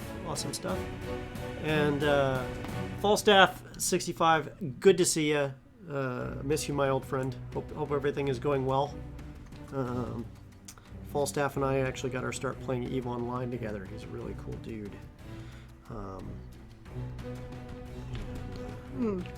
So if you're not on our Discord and you want to talk miniatures, by the way, everybody, check out our Discord. Links in the chat. Everyone is welcome. It's one of the most welcoming communities ever, and we have a miniatures channel where you can drop your mini projects and talk paint anytime you want. And then sometimes even after these streams, I do paint and chats afterwards with anyone who wants to talk to me while I continue on painting whatever it is I feel like doing at that moment. So, I'm right with you, Shav Hunter. I mean, you I like Reaper minis too. Yeah. I don't, that's an interest. What's your favorite mini brand? I mean, that's a hard one to answer. It's like asking me which one of my children I love most. Yeah, it's like, let's ask, which one's your favorite painted mini? No, I like Reaper. I love Reaper. A lot of that too is not only do they make a great quality product, they have the best customer service, and they have a lot of great community outreach. I think they just one of the best companies around. I like Dark Sword. I do like GW. I do feel, of course, they're pricey. They're also considered the most detailed models in the world. They're very fidgety. A lot of fidgety bits. Yeah, but you can customize them any way you want. Very few other miniatures companies can do that. That's true. I like the fact that you get all the bits. Fiddly bits, that was what it was. But I think when a friend of mine were talking about it, and he's like, they seem like the more time goes on, the more fiddly details they throw into their minis. It's more the details rather than the bits. But I like them. I think they get good detail, and I did just go off and order the Warhammer Quests. Oh, did you? Yeah. The new one that's coming out, the Undead City, because those minis are amazing looking. Mm-hmm.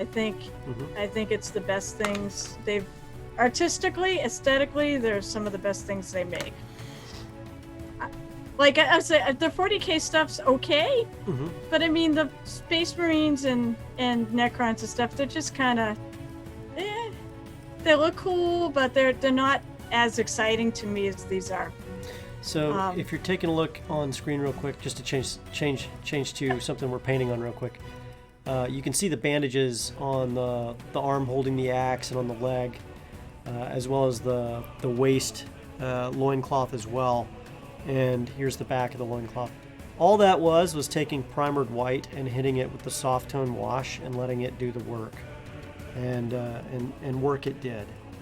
So it handled 90% of the hard stuff for me. I got a couple little areas I'm going to touch up here, but other than that, it's really easy to get done that way. I like it. Yeah. I just switched from Zoom to seeing this so I could actually see what you have. Oh up yeah, there. yeah. Very cool. Yeah. And It's a speed paint technique. And your washes are. It's nice when your washes just sit in the friggin' recesses and don't just tint the whole thing either. No, it tinted it. In this case, it definitely tinted it, and that's exactly what I wanted it to do. But it tints at a gradient, so it shades. It does sit in the recesses and shade properly, which is why I pick my washes accordingly. But it tints even the high points, which in this case, that's what I wanted it to do, because I didn't want to have to paint a color when I wanted it to look like ratty rags, and so that's what I got. And if you look, I did a similar effect here on the rib cage. If you look at the ribs that you can see in the chest, you can see the ribs. They're kind of a brown versus the green necrotic flesh that's just slawing off the bone here.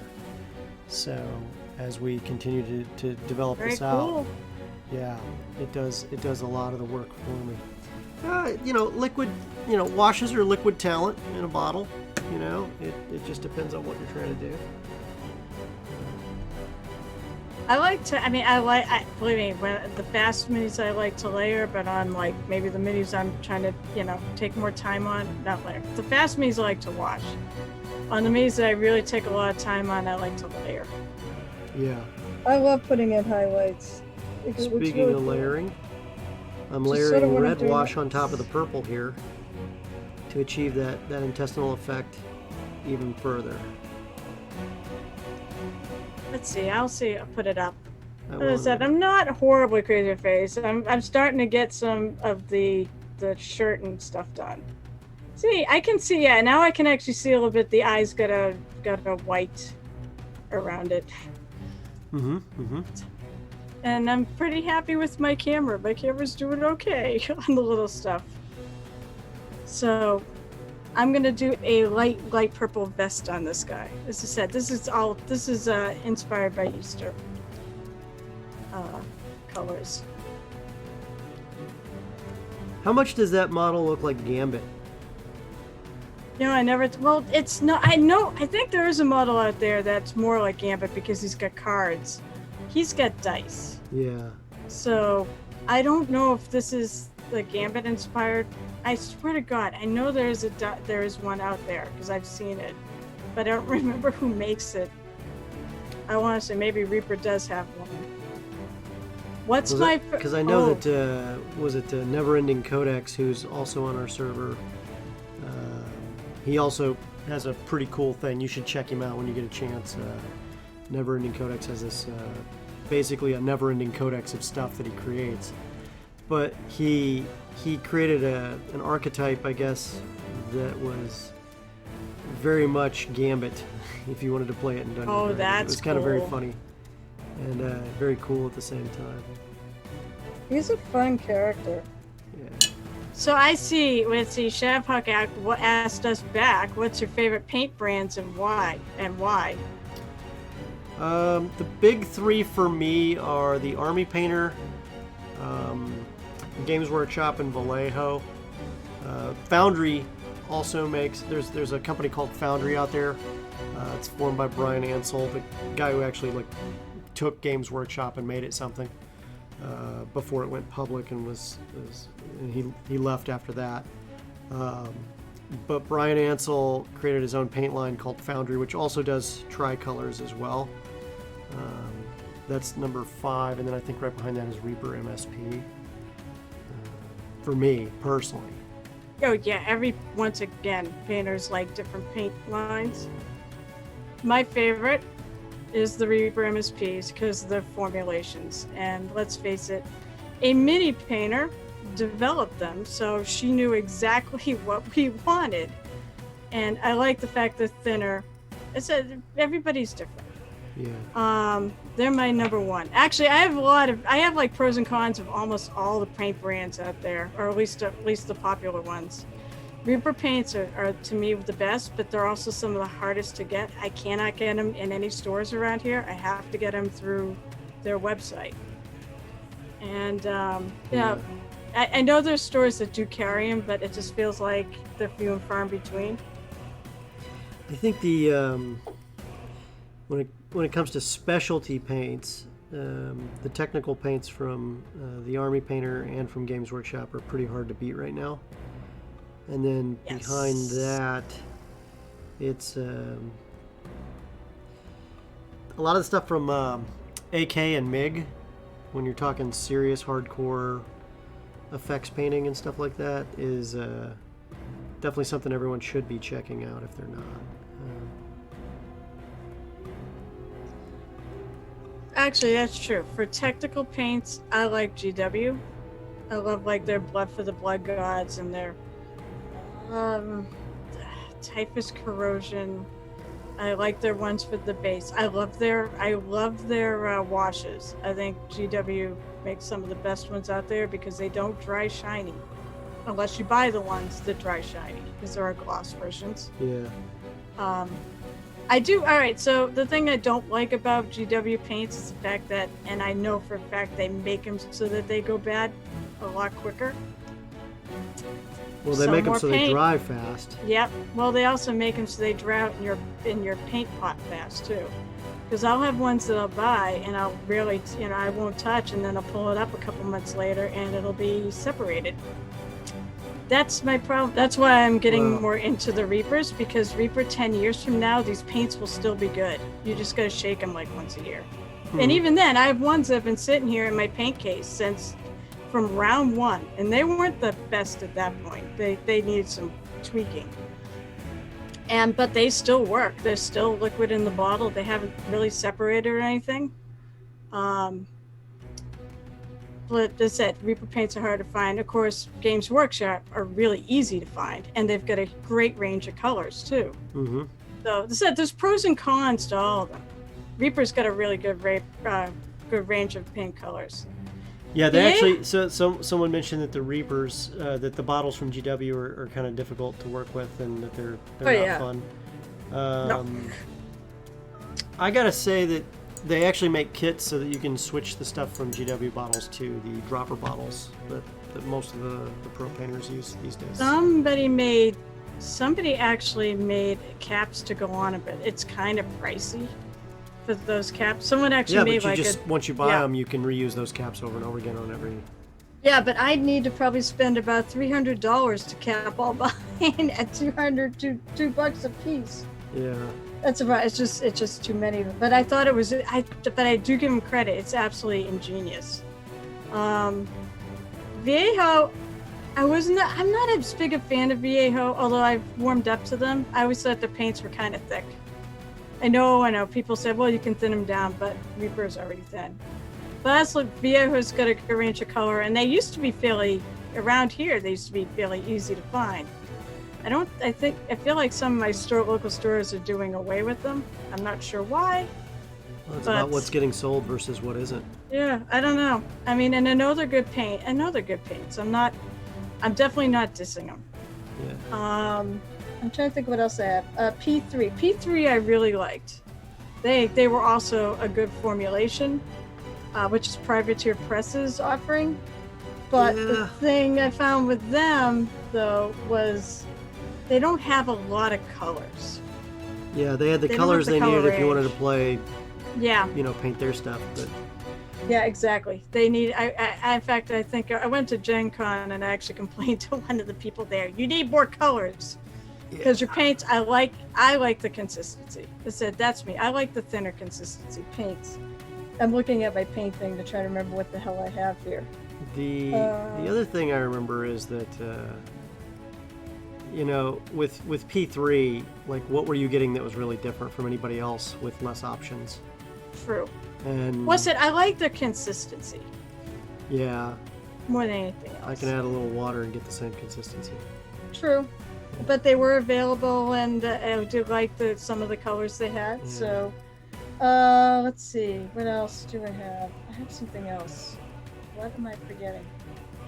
Oh, well, of course, the contrast paints. I do like them. BS in a bottle, one of my friends calls it.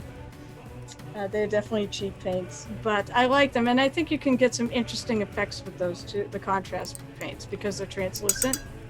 So you can actually, basically you can blend them together, and they'll change colors. You can put them over metallics, and you'll keep some. You can make basically colored metallics that way. There's another paint brand that I am forgetting, I think. Oh, Army Painter. Okay, Army Painter is accessible. Good range of colors, but there's too much resin and not enough pigment. I find whenever I start a bottle of that, resin. It comes out. You mean suspension fluid?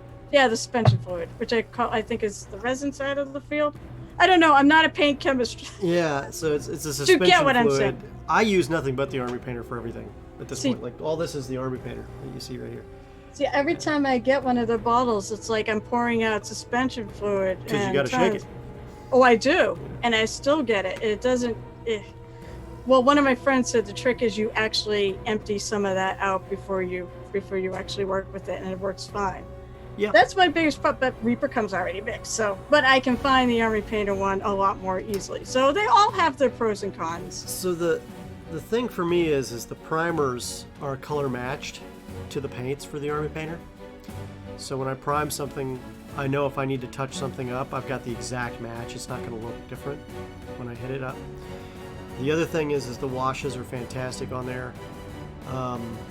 The other thing I like about the Army Painter is it's about accessibility, right? There's lots. There's a full range of colors. There's tricolors galore and tricolor options galore, plus technical paints, plus washes for all sorts of different things. And the price point, the value for that price point is off the charts. That's why I use it. I could get cheaper paint, but I could also get more expensive paint. And dollar for dollar, it's been the best choice. I think the reason you don't see like certain things like Vallejo and stuff like that in game stores is Vallejo is really kind of known as the serious miniature painter stuff, and almost everybody's buying that stuff from Vallejo online anyway. And the other thing that I think that is a game store has a limited amount of square footage they can dedicate to paints, right? Exactly. And they're having to do this, and they need to show their paints in such a way that someone's going to buy them, right? And the two big groups that have like really good stands, or three big groups that have paint stands, are the Army Painter, Games Workshop, and Vallejo. But Vallejo has so many colors and options, it can be a little difficult to carry it all. Whereas the Army Painter is a single rack. The Games Workshop stuff is typically a single rack, and it works great. I also do have like a few of the scale, what's it called? Scale, I don't remember the number. Scale 75? Yes, thank you, Scale 75. I have some Scale 75. They're really good too, actually. Yeah. But I don't find them anywhere, so. But a lot of painters swear by them, and I have some of their metallics, and I do like them. They're not bad. They're pretty good. They go on pretty smooth, and that's the big thing. You want smooth in this hobby. Or at least that's a lot of people's opinions. There's a lot of ways to paint a mini. Feel free to experiment. Do your own thing. Yeah, it's like college. Experiment. Yeah. Screw what any so-called experts tell you. There are definitely techniques that people do out there that are fantastic painters. I just can't make them work for me, and there are things that I do that work great that don't work for other people. So,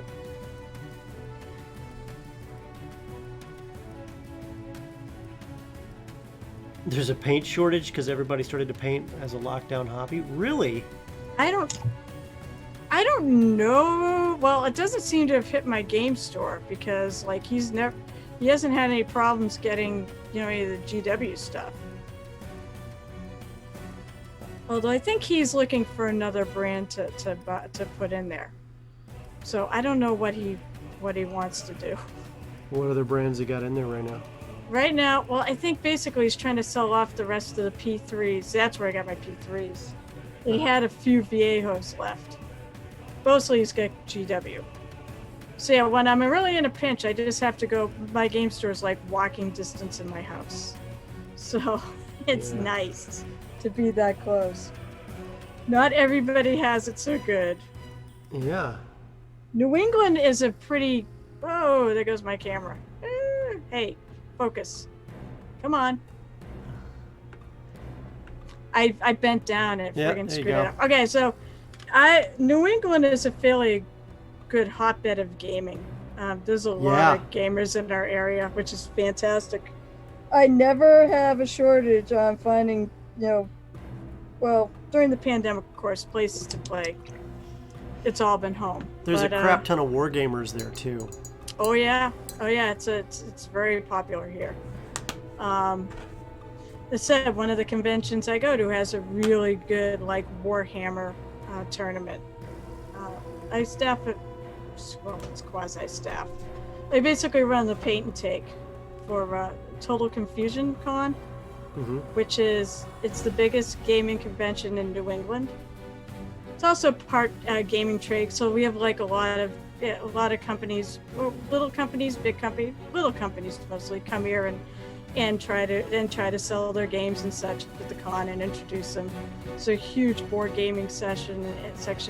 But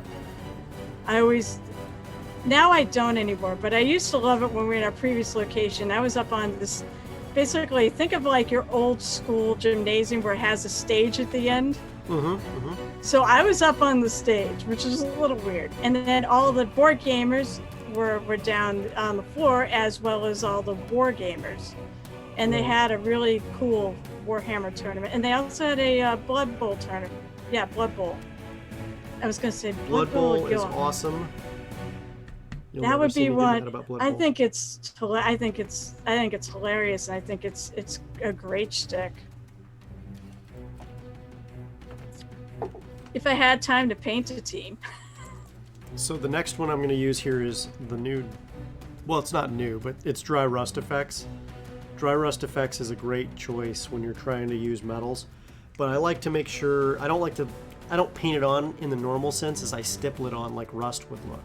And I put it over the metal parts that I work on. So this is going to go on to metal bits that are used for this particular model to show rust. But I'm going to switch over to a stippling brush or a dry brush here with a flat top to achieve the effects that I want.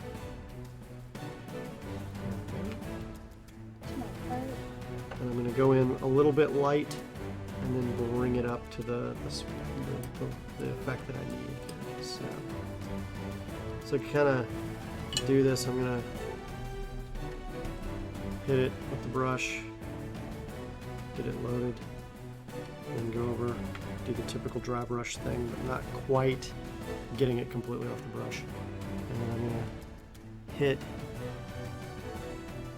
the weapon, and I'm going to really hit it here on this edge because that's where the weapon rusted into pieces.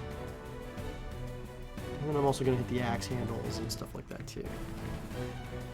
And it's thin, and it's going to be amazing as it goes on to this. And as it dries, it will create this amazing effect as he uses this jagged, rusty blade to achieve the rusted effect.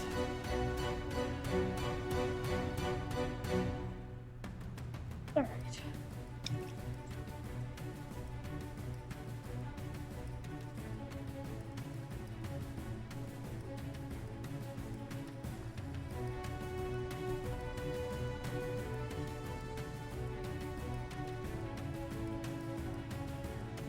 And then I'm also going to do the same to his leg plate armor,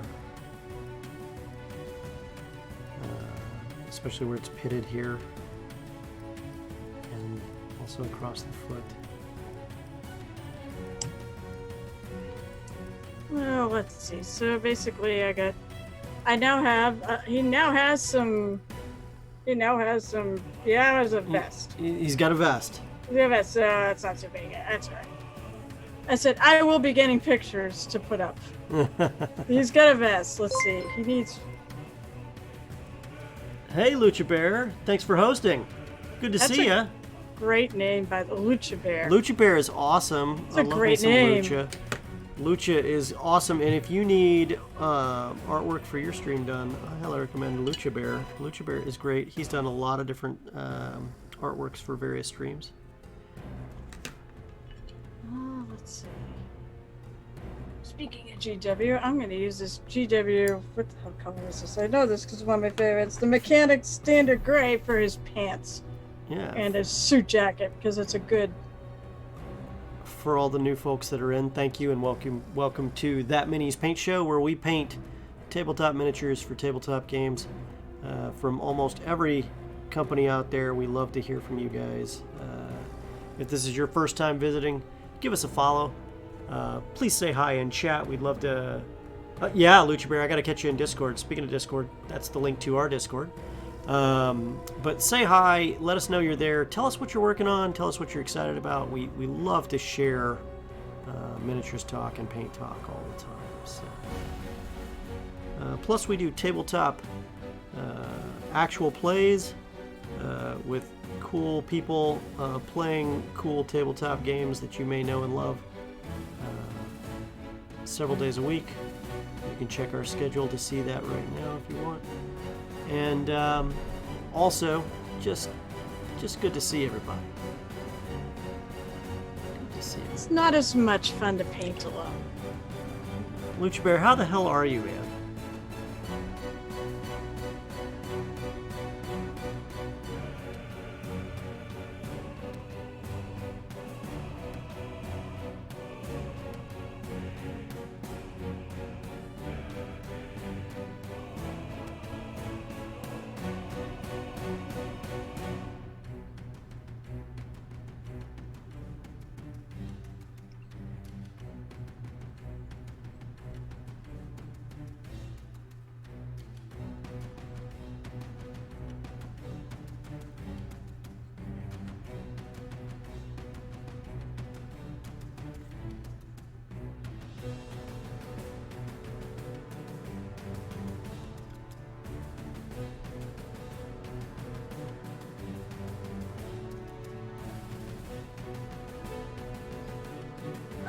This brush is too small.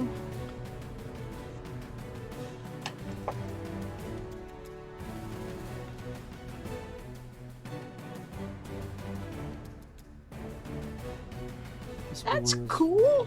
What? He said he answered you. He's doing fine. If nothing happens, you're all done busy for Twitch affiliate during the week. That's so cool.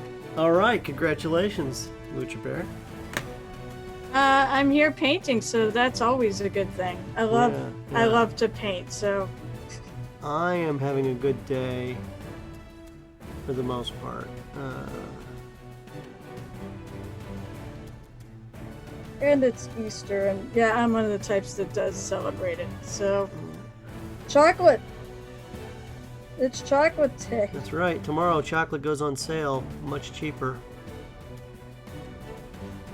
Although I think they take all the Cadbury cream eggs and hide them till next year. I don't think they do. I don't think they keep.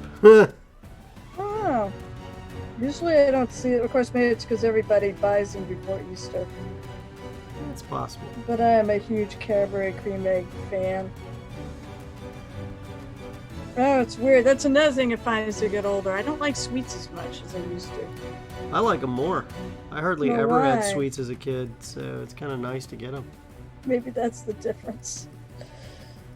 I mean, okay, I did not eat like tons of sweets to excess, but It wasn't like I was totally denied them either. Yeah, I was. What was I gonna say? Nowadays, I like Cadbury cream eggs.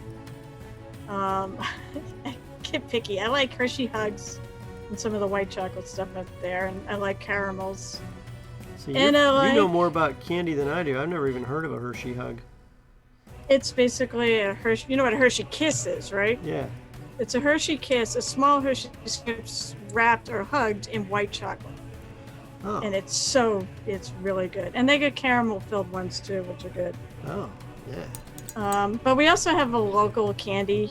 Well, there's a lot of local candy makers around these parts because I'm from Massachusetts.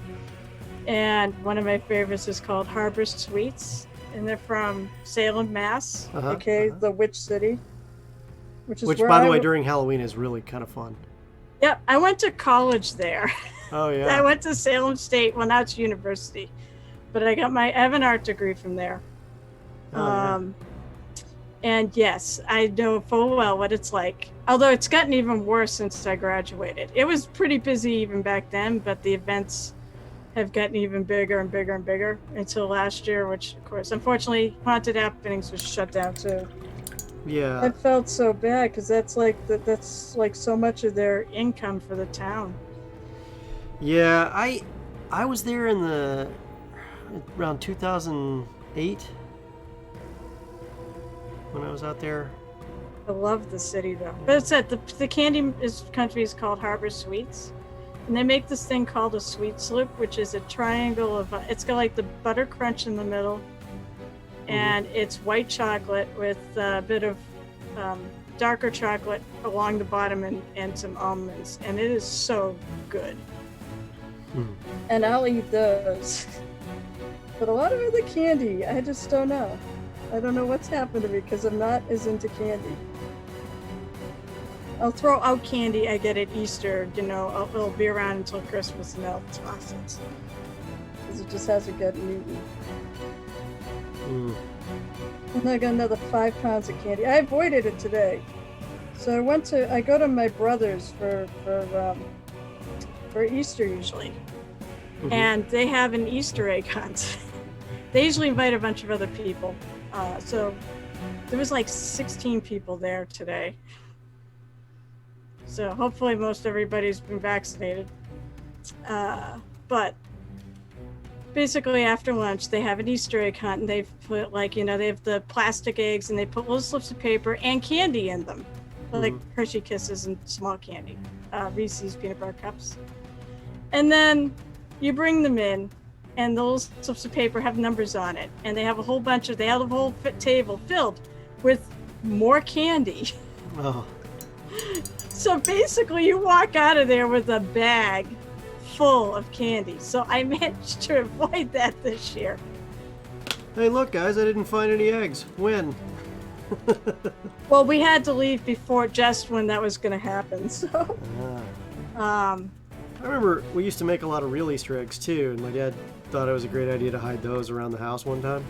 Oh no! Yeah, we didn't find like 1 or 2 of them, but we definitely found them. Yeah, he definitely found them later, like a month or so later when it began to stink up the house, something fierce. Yeah, I can imagine. Yeah, apparently one had rolled under the couch and he just didn't catch it. There you go. That is so... Oh, God. No, my parents would never do that. But they would take the candy and they would hide it all over the house. I mean, in easy to find spots. But they would, that's what they do. But yet we'd still miss 1 or 2, but chocolate doesn't really stink after a month. So they find it in July, you know, whatever, months later, where they finally vacuum under that because the candy did escape and roll under the couch or something. Mm-hmm.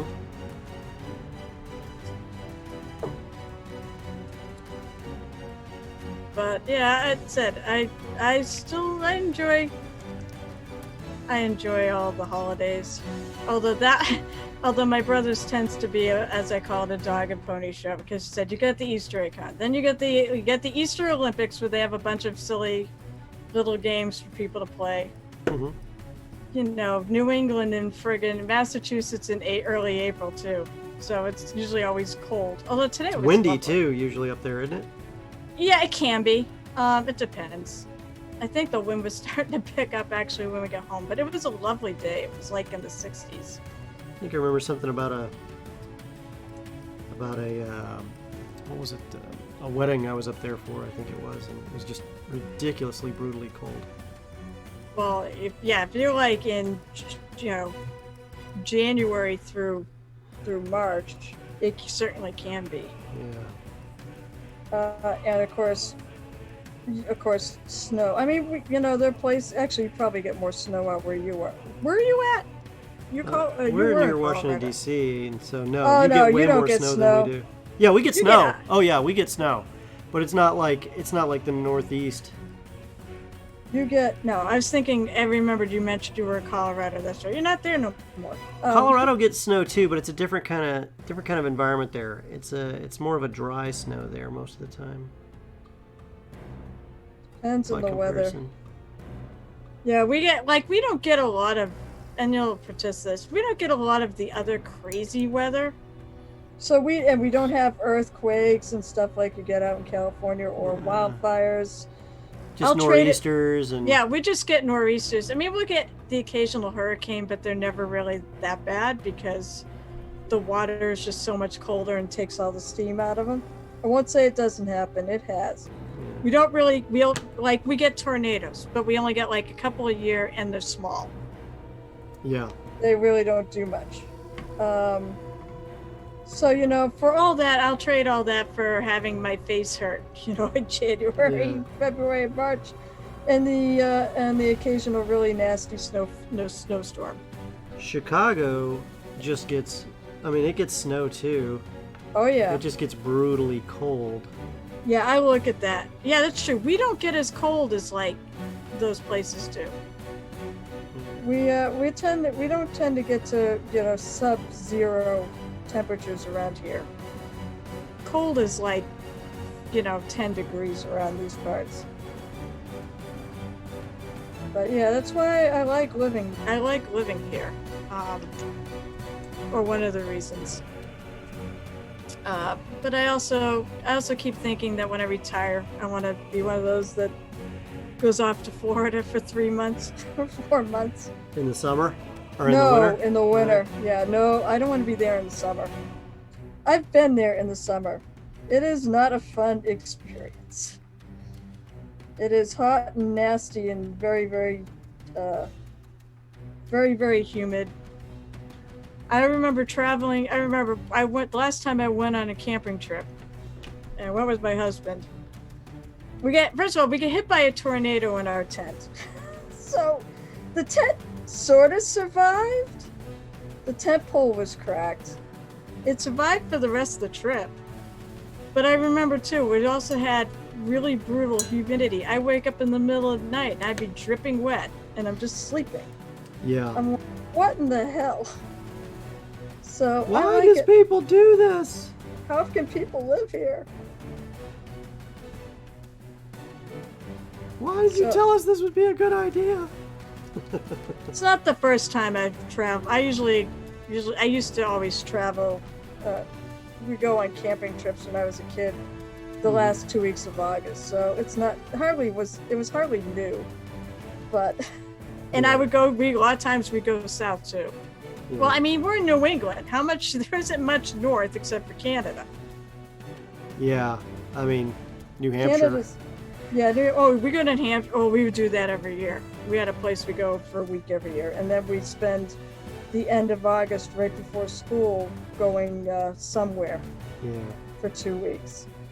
Oh no, I have my favorite spot. I do like New Hampshire. I'm a particular fan of the Lakes region.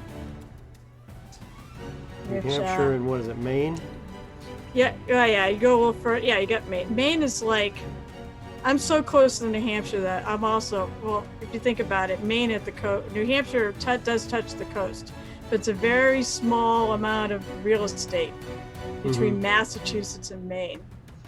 So Maine is like maybe a half hour from my house. Oh yeah.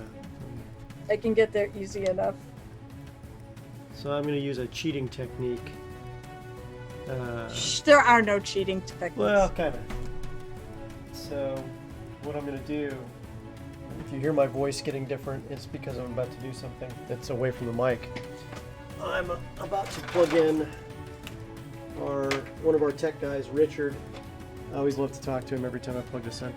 He made me this cool fan that I can use. And, oh, nice! Yeah, it's great. And that's a computer fan. It is, and he hooked it up with a cool USB connector for me and everything. So while I'm painting or while I'm streaming painting, I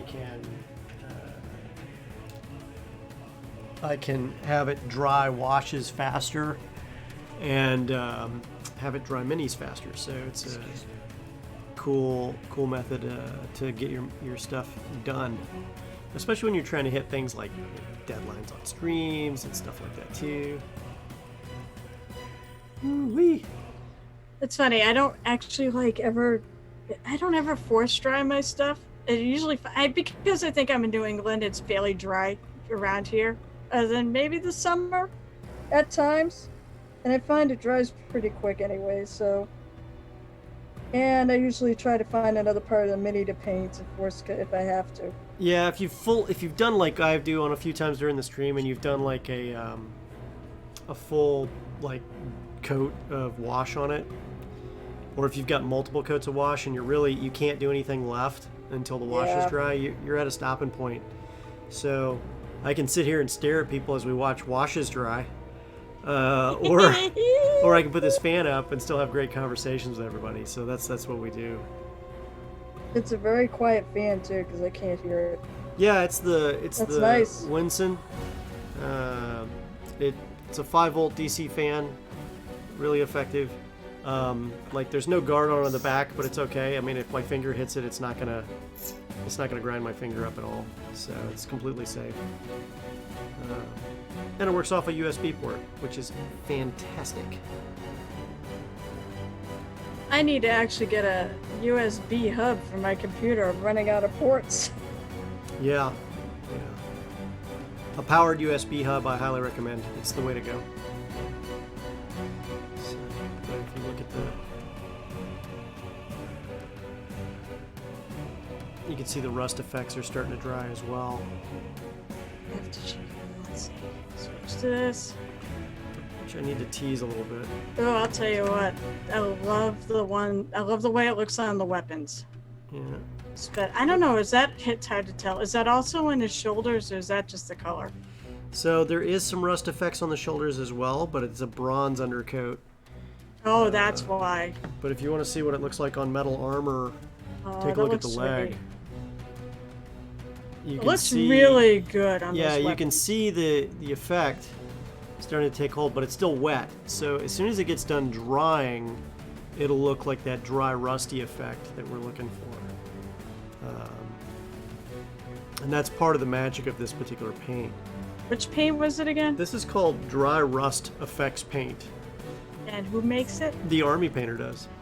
They also make a Glistening Blood that you'll see me use probably on this miniature, but I've also got about a bazillion zombies I gotta put it on too. So. Nah, that looks really sweet. Alright, switch back to the... Yeah.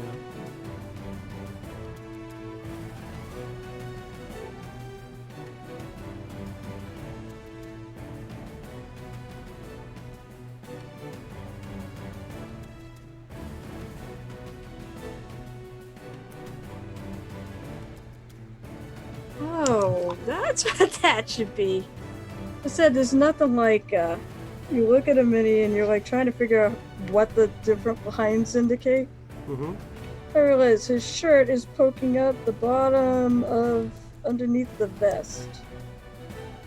And I didn't paint it that way. Okay, there we go. Sometimes it takes me a few minutes to realize what the hell something is. And get my brain to kick in. I've had that happen while I'm in the middle of painting a miniature. Let's see, also, I think he's got some shirt that's poking out from underneath the coat. So it's getting there.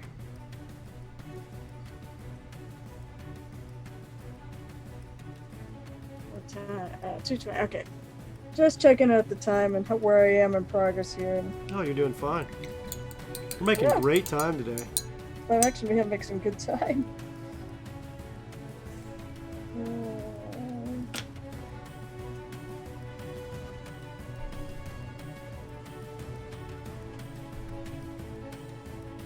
Doesn't seem to be. Shirt doesn't seem to be poking out under the other sleeve, though.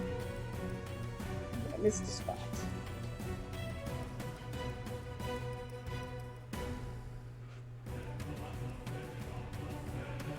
Otherwise, when I do rust effects, I have to start with a variety of different oranges and layer up Yeah, with stippling brushes. I've done it that way too, where I start with I looked it up.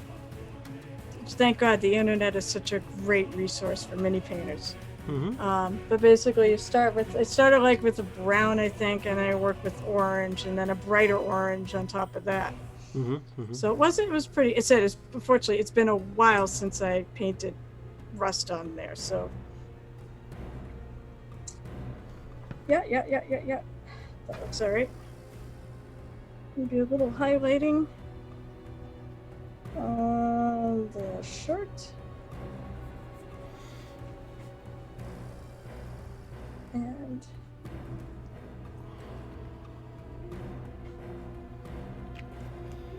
Now to knock out the rest of this guy's teeth. Switching over to the Wargamer Detail Brush from the Army Painter.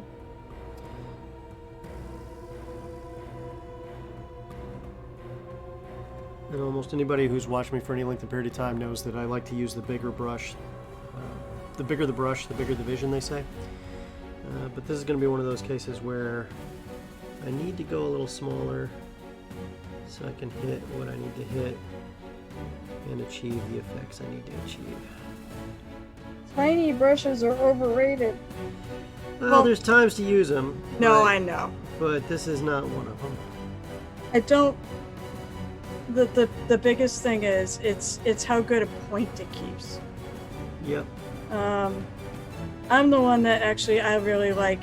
I know I've heard some painters had some issues with their quality's been kind of inconsistent, but I like Winsor Newton Series 7. Oh yeah. Because the quality for me has been fine. Yeah, I had made one of those friggin' brushes last about 10 years. Once. I think I paint more than I did then, so I go through them a little faster.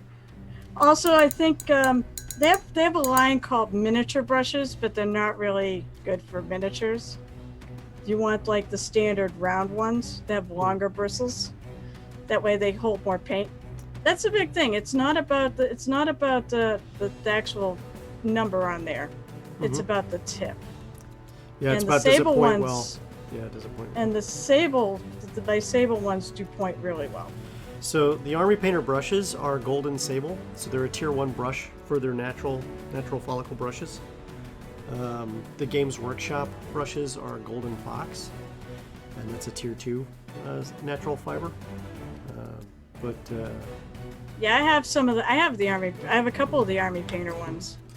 The Army Painter Regiment brushes are some of the best, all-around brush you can get. I've even got the Kolinsky Masterclass. Like I have. Yeah, I've got the Wargamer Kolinsky Masterclass brush right here. Yeah. I've only used it once. I haven't needed to use it that often. I like the Regiment one. Yeah, the regimental brush. But I've got brushes here from Games Workshop that are, close to 20 years old now. I hate to tell you this, but I don't have much luck with them. Yeah. They split, and it's not like I don't take care of my brushes. You gotta use like a brush cleaner. They split spill on me. I do. Yeah. And they still split spill on me. In fact, the one I have right now, I basically chopped it up as a stippling brush. Okay. Because it died. It died within about 6 months, and I'm like, ugh. It was sad because I liked it. I liked it, and it was working well for a while, and then it just. That's always a challenge when you have a rough day with a brush. I also have, like, for my dry brushes, I use the Gamers and... Is it Gamers and Gears? Games and Gears? Yeah. Games and Gears, not Gamers. Well, they were really cool. I was at Gen Con, and they had a table there. And I went up and told them that I had one of the brushes actually split. What is it? I like the fact that they fold up. Oh yeah, but you have this like silver piece, and then you get the fairing. That's called the fairing. Basically the fairing fell off, was actually unattached from the handle section. Oh snap! Yeah, it just kept I could stick it back in and make it work. And so I was walking through, and I was telling him about it, and they're like, hey, well, bring the brush, we'll just replace it. And they replaced it on the spot. Oh, yeah. So I was like, can't beat that customer service. Yeah. But I like that these are durable. These are friggin', you can abuse them, and the dry brushes, they don't have to hold a real precise shape. But it's not like the bristles are falling out or getting shorter, which is what usually happens with dry brushes, is the bristles you tend to wear them away. Yeah. These don't wear away. I want to say they're ox. They're like ox, hair or something like that. They're really tough. But I've been pretty happy with that. I know normally they just, for dry brush, that just use a brush that's dead on, because you're going to kill it anyways. But I found they're not cheap brushes, but I found they work. Mm-hmm.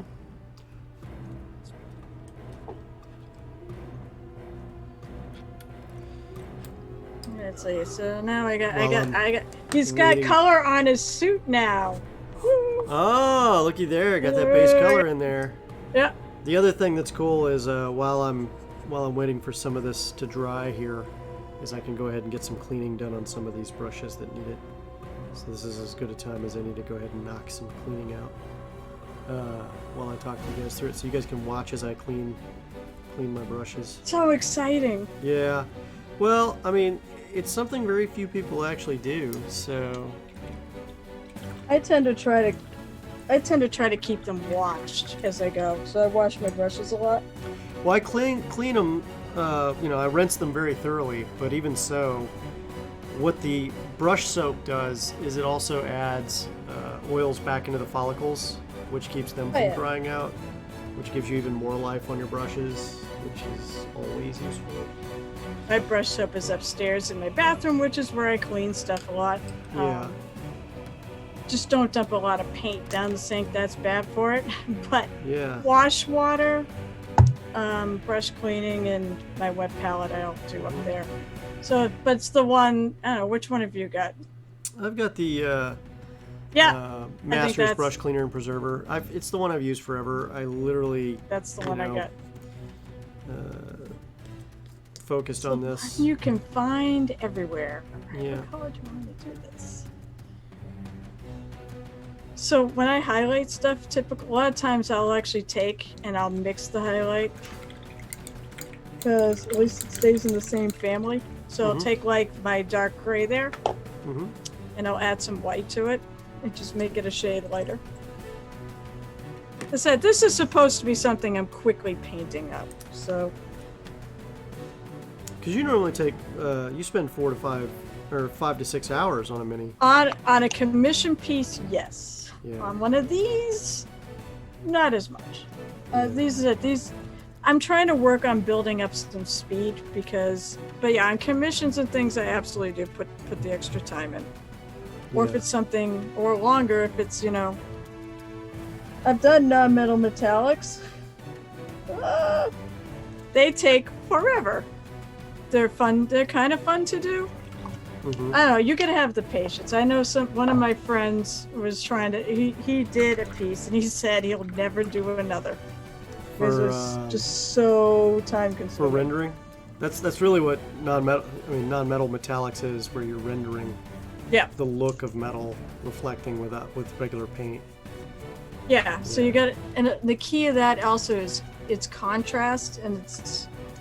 So you want the distance between your highlight and your shadow to be pretty close together, and the closer it is, the more effective it is. I found I actually have gotten back into. I vowed for a while there I wasn't going to do either because it took so long.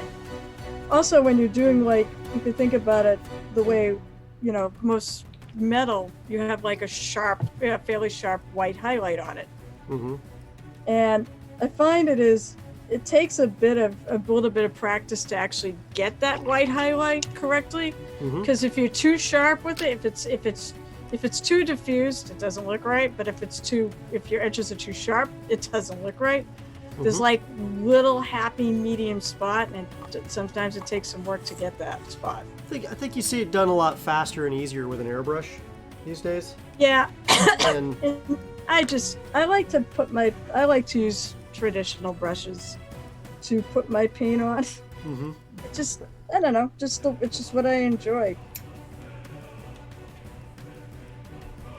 I know I probably get a lot more things done if I went that route, but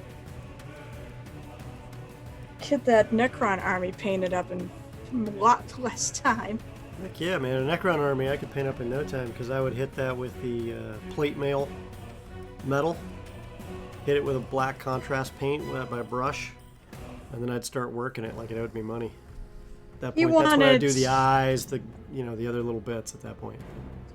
My bestie, he's painting all the basically he's painting all the base coating. So he's also using one of the metallic spray paints is like the base coat.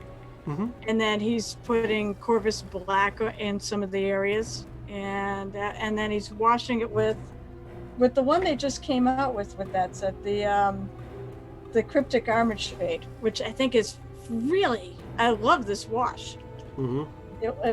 It really looks nice, and it looks almost rusty too. So we're doing that as kind of a cheat.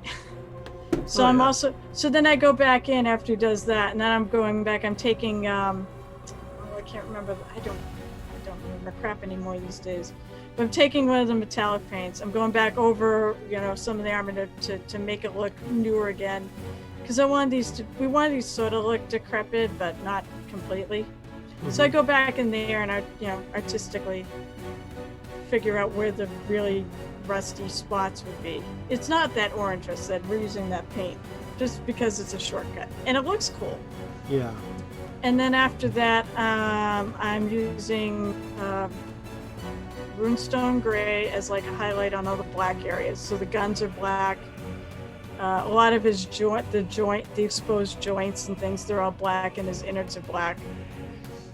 So I'm highlighting with all that, and then I had to do a little fooling around with this because I've got like the technical green, it's not Tesseract Glow, but it's a green glowy paint. Mm-hmm. Fluorescent paint that they make. It's a technical paint. Is it the Hexwraith shade for the ghost effects? No, it's not a shade. Well, I don't know. I don't think that's it.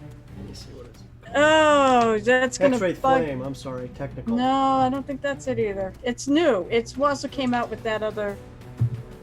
I have the paint app. What a surprise. Because a lot of this is sounding exactly like airbrush paints you can get that are high contrast. I've got the thing, let's see. Because I know some people who've painted with them by hand to achieve some pretty awesome effects. Let's see. I don't know, I've got the paint app, but I don't want to spend too much time looking.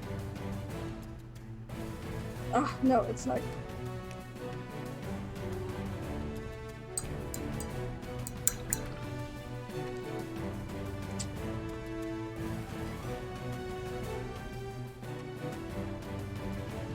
There we go, inventory and wish list. That's what I want.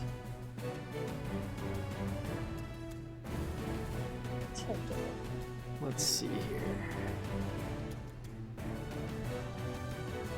I don't think it is. That does look kind of right. I don't think, maybe it is the Hexwraith Flame. And I just don't remember the name because I'm getting old and Well, senile. Hexwraith Flame has been out for a while, so if it's really new, it's not that. And I don't It's been out for at least sure it's a 2 or 3 years. Nope, that's... 3 years in 2021, yeah. Because it came out in like 2018.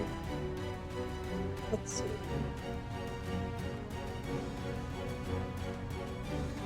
I don't know what it is then. Well, it's a bright fluorescent green, and what I discovered though, when I initially did it with just a white underneath it, it came out kind of yellow, like a highlighter yellow, and I'm like, I don't want that color. So then I put some green underneath it, and then it came out the type of green we wanted. So basically, I base coat everything that I want in that color, all around the little gun, all in the guns and all the little channels of the gun. And I'm doing it on their chest, so like around the ribs that are exposed, and in the eyes. Okay. And they look pretty good. My client is happy, so that's all that ultimately matters. That's really it. He's happy with it. I think they look pretty good. I like his ideas. He's very good with color.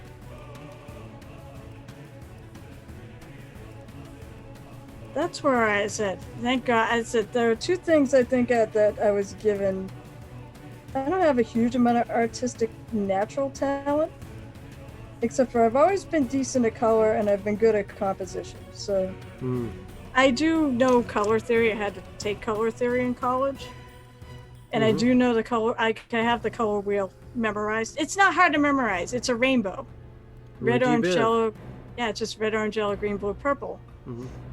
If you want to ever figure out what the opposite colors are, because they look good together, basically you've got two primaries that make up a secondary. So red and blue make purple. And the opposite color of purple is the one. I take the secondary and I figure out what color that is not included in the mix to make it. So I start with purple. What's the opposite color of purple? Okay, so it's red and blue. So yellow's the one that's left over. So yellow's the opposite of purple. It's not. It's. When I think of it that way, it's not hard to remember. But I had it drilled into me pretty good. Now here's the question. Yeah. How does that change your paint? What do you mean? How does that change your paint palette that you decide to go with? I'm not sure what you mean. So when you're knowing these things about the color wheel, how does that influence your decision on what you're doing versus what you're not? Okay. Sometimes it helps me to determine, like I'll paint something and I'm trying to figure out what looks good with that. And a safe bet is that opposite color. You know, what looks good with, and so like if I'm painting something purple and I want, go, okay, what definitely looks good with that? I'll go with yellow. And I want something that's very different, I'll go with yellow. If I want something similar, then I'll either go with blue or red, because those tend to look all right too. The ones that are next to each other, the analogous colors, they tend to look okay too.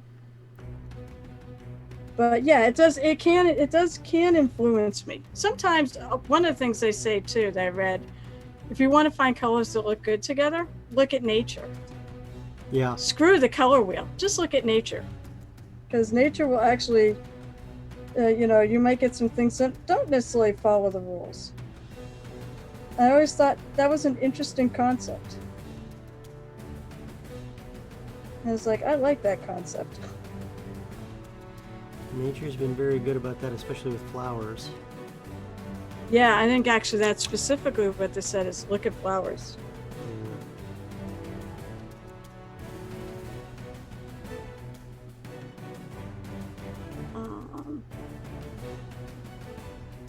I know I used to answer people. I used to be snarky when people asked me, what color should I make this? It's like, you're the artist. That's the one thing I don't answer. Is what color should I make this? Make it whatever you want.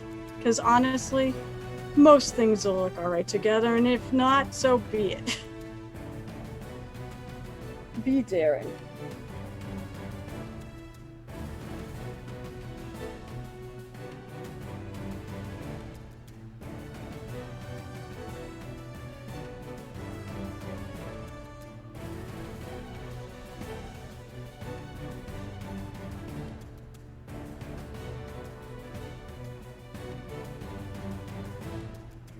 Although it has been said, the best thing to do is learn the rules so you can break them. Yeah, definitely true. But I also am a big, once again, experimentation. Experiment. Play I with don't know color, that have any fun with good painter stops experimenting. They may slow their experimentation because they know what they need to do to achieve certain effects that they want, but as you're continuing to push the envelope and figuring out how do I make this look the way I want to, or I have a vision for it, or sometimes even better, like a new painter comes along and discovers something new, and all the other painters who've been around for a while go, how did you do that? And that guy didn't know any of the rules, and so he broke a couple that you wouldn't normally do. There was this one Tau hammerhead tank, I think it was, that had this amazing effect that it took me months to figure it out, and I finally had to ask, and someone gave me a clue of how they did it. And it had this green color, but it had this black roughness that could show underneath that you could see, and it's like, how did they achieve that effect? And essentially it was a very, very, very slow, light dry brush over and over again over black is how they did it. Oh, yeah. That is cool. And it layered up brighter and brighter Makes greens. sense. That makes sense. Yeah.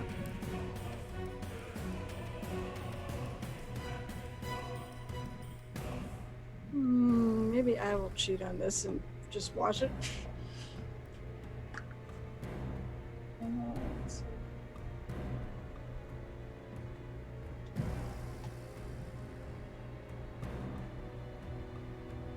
No, that sounds really cool. Yeah. The amount of cool stuff I've discovered just talking to people and being open-minded has been huge, and I'll never want to change that. Nope. Well, that's my theory why you can have like so many painting streams that, you may not have like, a zillion people watching you. Because there's so many of us, but I think that's why, you'll get somebody who wants to find out how you do it, how you're different, because there's so many different ways to do this. Yeah, absolutely. Absolutely. That's what I said. My biggest thing is find your path. Find what works for you. Steal from everybody. You know, take what works and drop what doesn't. And be happy. Have fun. Use it to relax. Mini painting is fantastic to relax. Yeah, I do a lot of this. A lot of my mini painting I actually do on my breaks of my job. So it's nice to get away and just spend 15 minutes or a half hour painting something, working on something.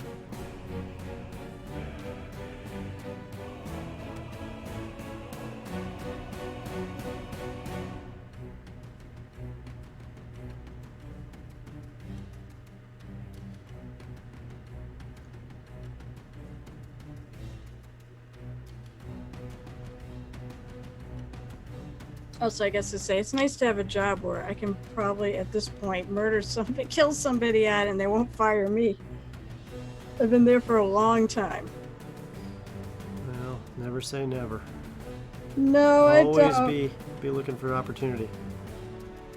Oh my goodness, look at this. This is coming out beautifully. I really do like what I do, and I like the place I'm at, so. Yeah, that looks good. The green, that green and that orange look really cool together. Yeah, that's the Necrotic Flush green. Yep. And it's not orange as much as it's brass with rust effects on it. And the rust effects are coming in nicely. And then you've got, the purple and red in the internal organs, the brightness of the bones in the chest, the blood stains throughout from where it, obviously has been mangled. And you can see that dryness. And then, same thing on the back here. A very nice shaded effect where the wounds are. As well as you can see the flesh sloughing off the bones. The thing of it is, I'm big into color, as I mentioned. And I mean, I've judged a couple mini painting contests like at conventions. Mm-hmm. And like the thing that puts it for me over the top is the color scheme. Color comp is a huge piece. Yeah. If you have a good color scheme, that sells me like immediately.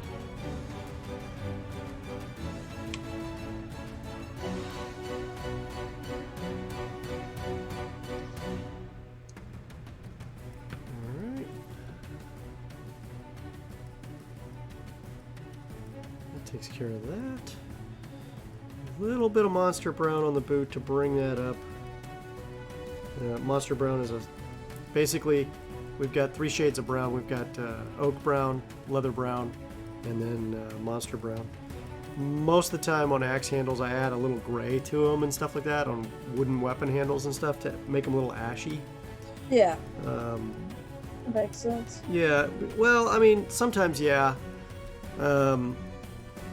Other times, I've done a few things where I've gone a little less than that, but or I've gone a little more yellow, like desert yellow or something like that, because that gives me a little more of a warm tone to the wood, but it depends on the wood.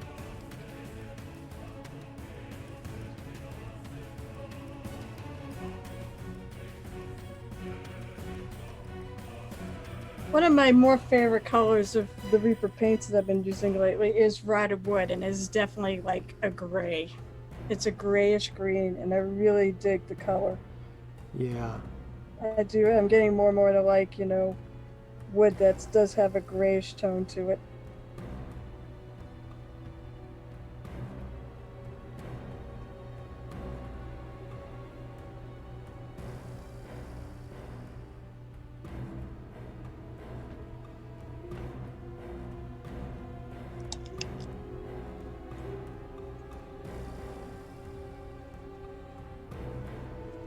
My black wash is almost gone. And my backup, of course, is at work. You have paints at work? I do have some stuff I have at work. Because God knows I don't have room in this place for her. But no, I keep some of them. Well, I keep like the backups, some of the backups there. Like I said, I'm pretty much there. I'm not there on the weekends, obviously, but I'm there during the week. Yeah. So when you're there that much, I just leave them. As you're waiting for things to compile in renderings, or Oh, at work? yeah, do you paint? I said I only breaks? pay my breaks at works, yeah, but Yeah. tend to work fast at work because I'm always said I only got like either half hour or 15 minutes to get stuff done. Hmm. At times, yeah, I'll wash something and then I'll just put it aside and relax for the rest of my break and actually take a break. Yeah. But a lot of times it dries fast enough that I can get away with. I gotta get this guy some shoes before we sign off. Nothing else. I'm doing the shoes on this guy now.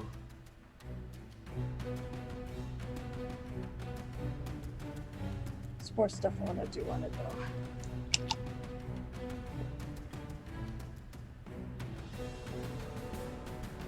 There's nothing there.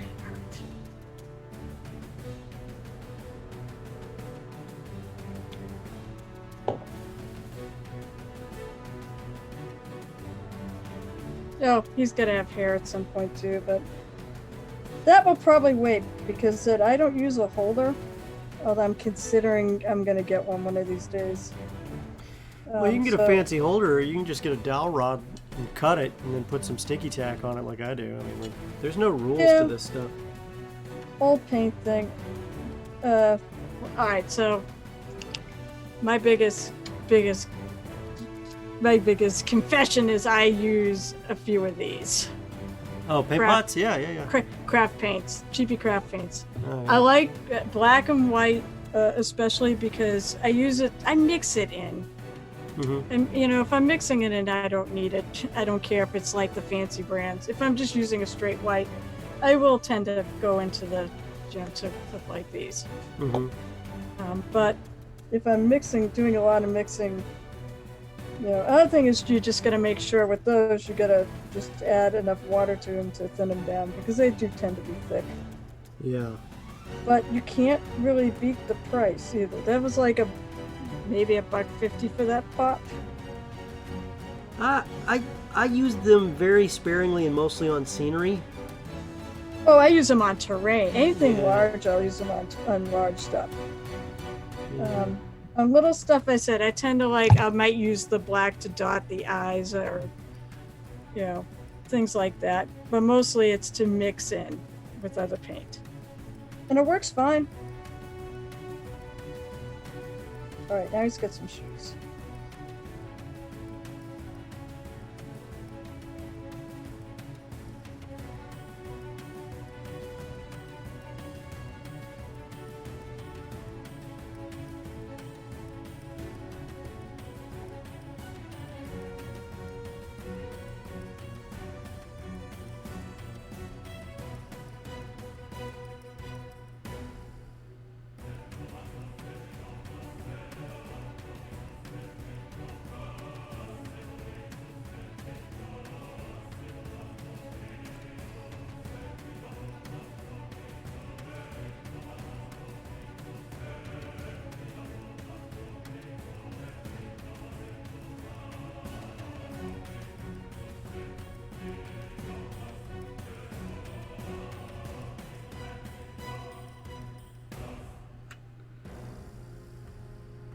Now I'm just doing the long, boring line highlights on all the leathery bits. But I can go really thin, because the one thing you don't have to do is go very thick to get a highlight effect.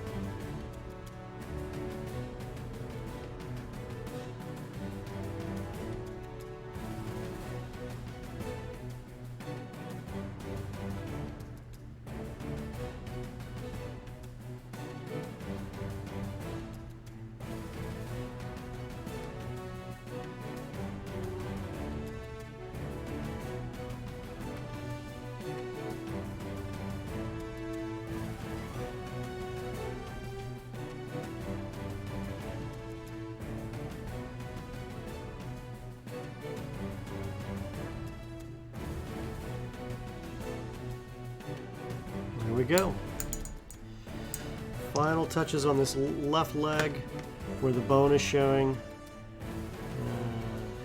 It's quite disgusting. Put a little wash in there.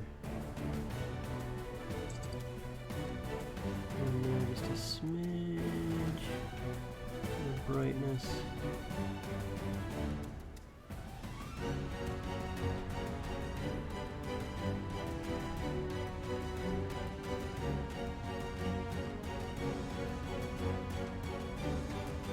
Just along that edge. There we go.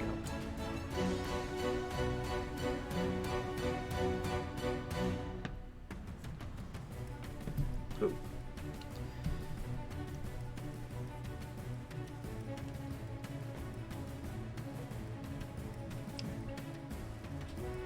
God, that thing is so quiet.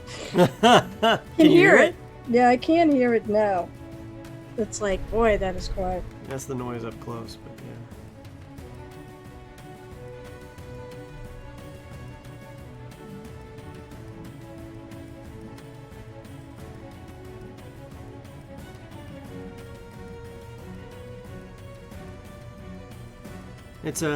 It's always a challenge to paint something in 3 hours on a stream, right? Yeah, I mean, it's that typically. I don't see this going 6 hours, but No, well, some people Maybe do. another hour. Some people do it. I just can't. If We're almost done here, folks. I'm actually like I said, I've been considering tossing my hat into the streaming, the streaming pool, dipping my toe in the streaming pool. That's why I wrote it.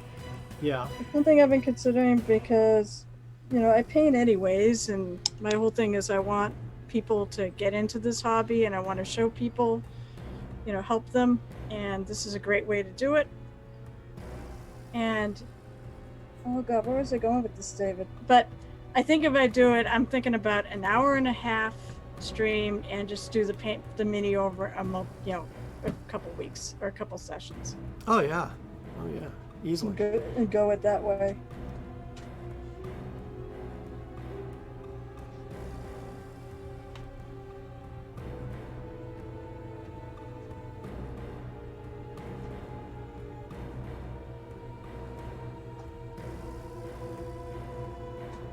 Yeah, maybe I'll actually get more of my own stuff done doing it that way too. That's what I do. That might be the kicker right there, is the fact that I'll actually paint my own stuff. Right now, I just said I do it. The mini a day thing is helping. that's Yeah. actually helping me paint some of yeah. my own stuff. But You a lot of gotta set those goals. Like in my case, I paint, today. This is the day I paint for sure. And then anything else I do after this is gravy.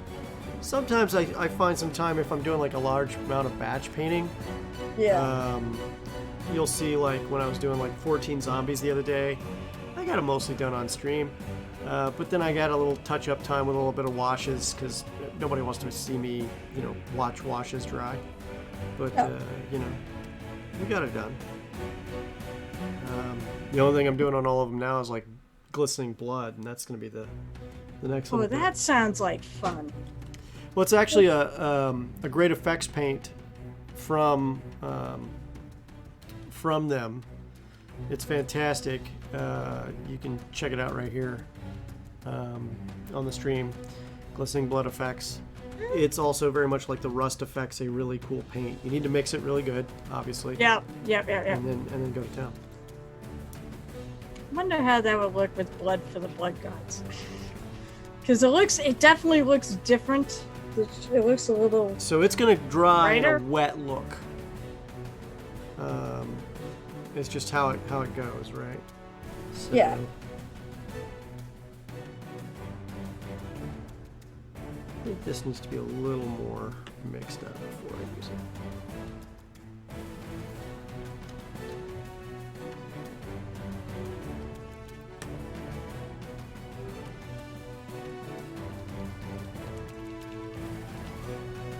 Ooh.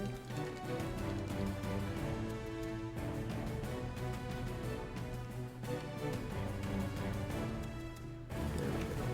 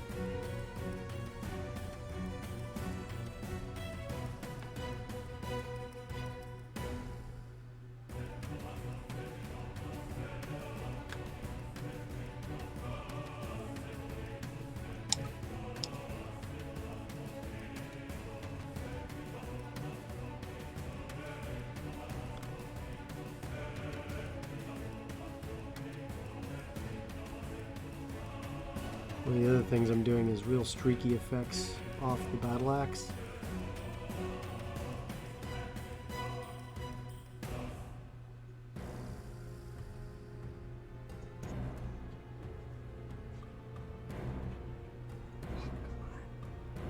And off this rusty sword to achieve the blood effects that I'm looking for.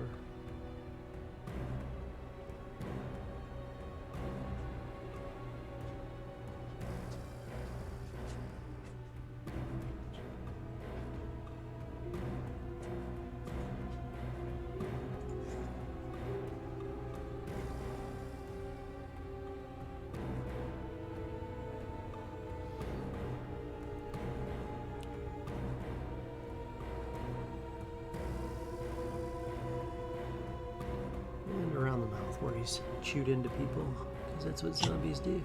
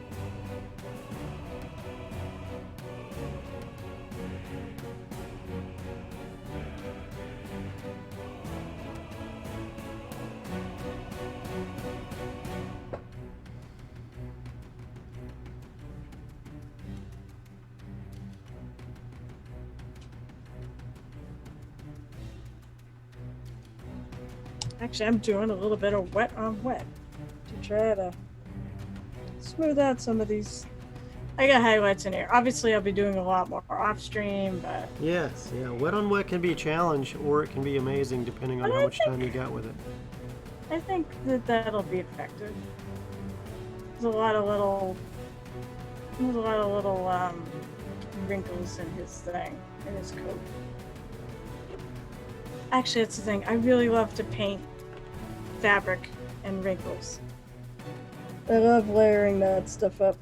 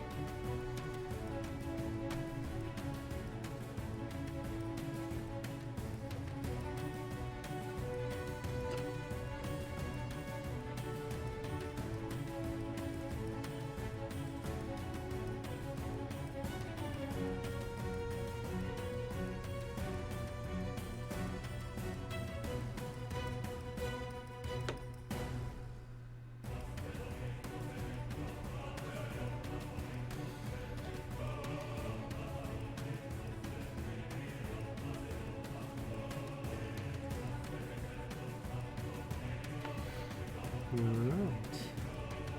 And it's done. Yay!